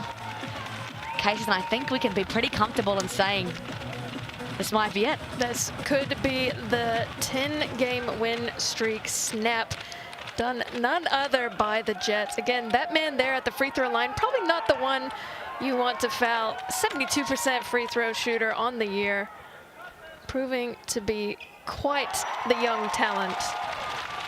Well, he's 6 of 7 now from the Chemist Warehouse stripe as they bang the final nails in the coffin. Stepping up when they need him the most, Dante Russo Nance, 16 points and 2 sets of really clutch free throws. The Rams are clutching at straws here, but nothing is going to work for them. The Green Army is getting louder and louder. There's a glimmer of hope. Milner from deep, off the back rim. It's been some dying efforts from the Rams. That's a make there for Brown, but it won't do much to put them anywhere near where they need to be. It's going to be a timeout there for Tony Webster, just prolonging the inevitable, you feel. 92-84. And need we remind you, the Rams haven't led since the early stages of quarter one. Well, anytime you give them a chance at the lead, they have a chance. They pretty much extend and blow it out, but great job from the Jets to take that lead early on and not give them a single opportunity. That is a massive defensive effort from the men in green. And you see there Corey Webster, who led the charge, 42% on the MVP mix and pick poll. He had quite the outstanding game until he was sent out with an unfortunate ankle injury. But he is a 19-point scorer alongside Miles Gibson. He also has 19. Russo Nance was 17. And again, just done an outstanding job defensively tonight, this Jets team, shutting down the Rams, who were lacking a couple of key point guards, and you could see it offensively. Just couldn't get the flow going. The word is that Taylor Britt's concussion is very mild. Hopefully he's back within the next few, some massive games to come for the Rams. Here go the Jets to put the final cherry on top. The Rams are still looking to foul. Points percentage here, ladies and gentlemen, very, very important. The Rams want to concede as little points as they can. The game is well and truly over. Rose, I think they'll take that shot clock violation because they're about to walk away with a win and a snap of the Rams' 10-game win streak. Ladies and gentlemen, this is a team that has dominated the league, and the Jets have come tonight to prove that they belong in the top six. They belong in elite company. The Green Army 5 seconds away from storming the court, it feels. Just lapping up the energy here in Paradise North. They're all on their feet, ladies and gentlemen. Get up at home.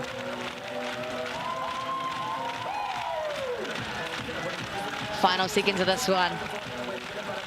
Rams will still look for a shot. Obviously, like I mentioned, points percentage very, very important given the Rams' position.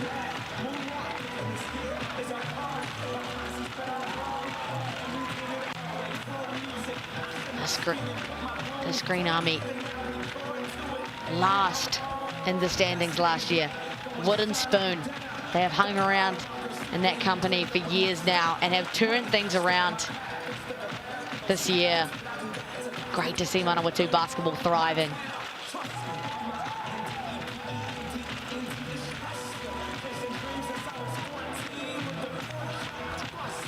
A bit of a hold off here from just really keeping the Green Army family going. Must have just been something wrong with the scoreboard. Oh, they've had some time, so 8 seconds for the Rams here. Last possession, you'd imagine, of today. Here we go. Lob play over to Smith-Milner, not executed. Bruce on hands. Could have caught that, he feels. That's been the story, though. Pass has gone wayward all night for the Rams. Leon Henry joined this Jets squad to give them some veteran experience off the bench. McDonald, Pena, no option but to launch. Rebound, Smith-Milner, they need that. And just like that, ladies and gentlemen, the Jets defeat the back-to-back defending champions, the #1 seed. They snap the 10-game win streak of the Canterbury Rams and do it in fashion at home. The boys are hyped. The fans are hyped. We're hyped. You can just feel the energy. There is your game MVP, mix and pick poll. Corey Webster, who we send all our love to, is your MVP. 19 points, 7 rebounds and 8 assists for him. Yeah, he had an incredible game tonight. Again, leading the charge for the Jets team, distributing the ball well, scoring well, and just really hope that is a minor ankle injury for him, as this is his first game back in 5 games. A massive congratulations to the Manawatu Jets, who push and push for a playoff position now, and that'll sure bolster their chances. Here is the Green Army.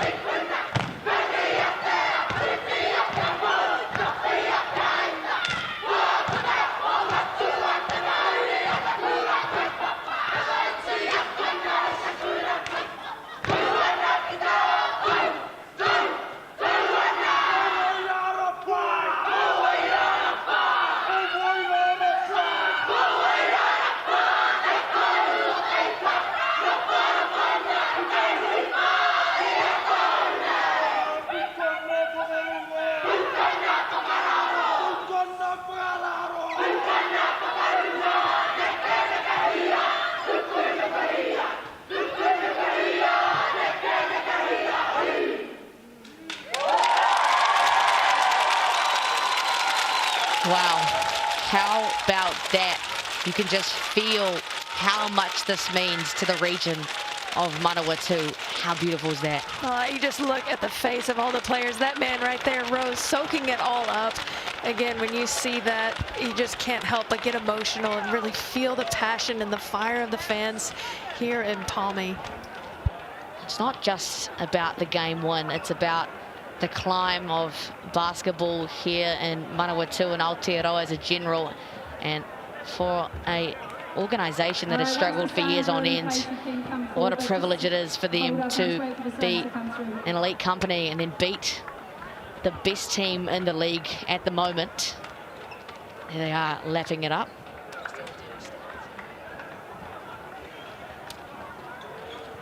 Oh, there you go, Kenny Goins. 2 beautiful children in hand. Get to watch their pops get it done. Here's your Chemist Warehouse stats. Contributions across the board for both sides. Yeah, absolutely balanced for both teams. Walter Brown with the leading score for the Rams. 20 for him. Corey Webster, 19, as well as Gibson. Russo Nance, big contributor, 17 for him. Smith Milner, 14. McDonald as well. Quentin Rose with 16. And the story of the night for me is Bowen with 21 boards, most of them offensive. Impressive stuff from him. Couldn't help the Rams out in the end, but again, Goins as well, 10 for him. Webster with 7, as well as Brown. Pena Jr. with 8.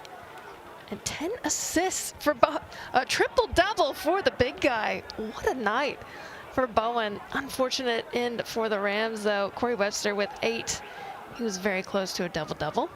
And McDonald, short night on the scoring for him, but distributed the ball well. And again, that man there, Kenny Goins, 4 blocks.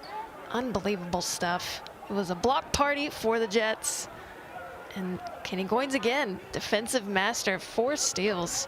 Webster, Smith Milner, Bowen, and Gibson, as well as Rose, with 2 steals apiece. I think that last slide really showed it. It was a defensive masterclass from the Manawatu Jets, hosting the best offensive team in the league to just 86. Oh, this is just too cute. You can't handle it. The up-and-coming ballers might be a far way away from NZNBL just yet, but great to see the next generation being inspired. Here are your upcoming games. Hopefully they're somewhere near as good as this one was. The Giants and the Tuatara, the Bulls and the Jets on Thursday, the Nuggets and the Fire on Friday, and your weekend kicks off with the Hawks and the Saints at home for Hawks. Must-win games for essentially every team on your screen. Thank you so much for joining us here on Sky Sport tonight. Hope you enjoyed it just as much as we did. And once again, a big congratulations to the Manawatu Jets. Ka kite anō.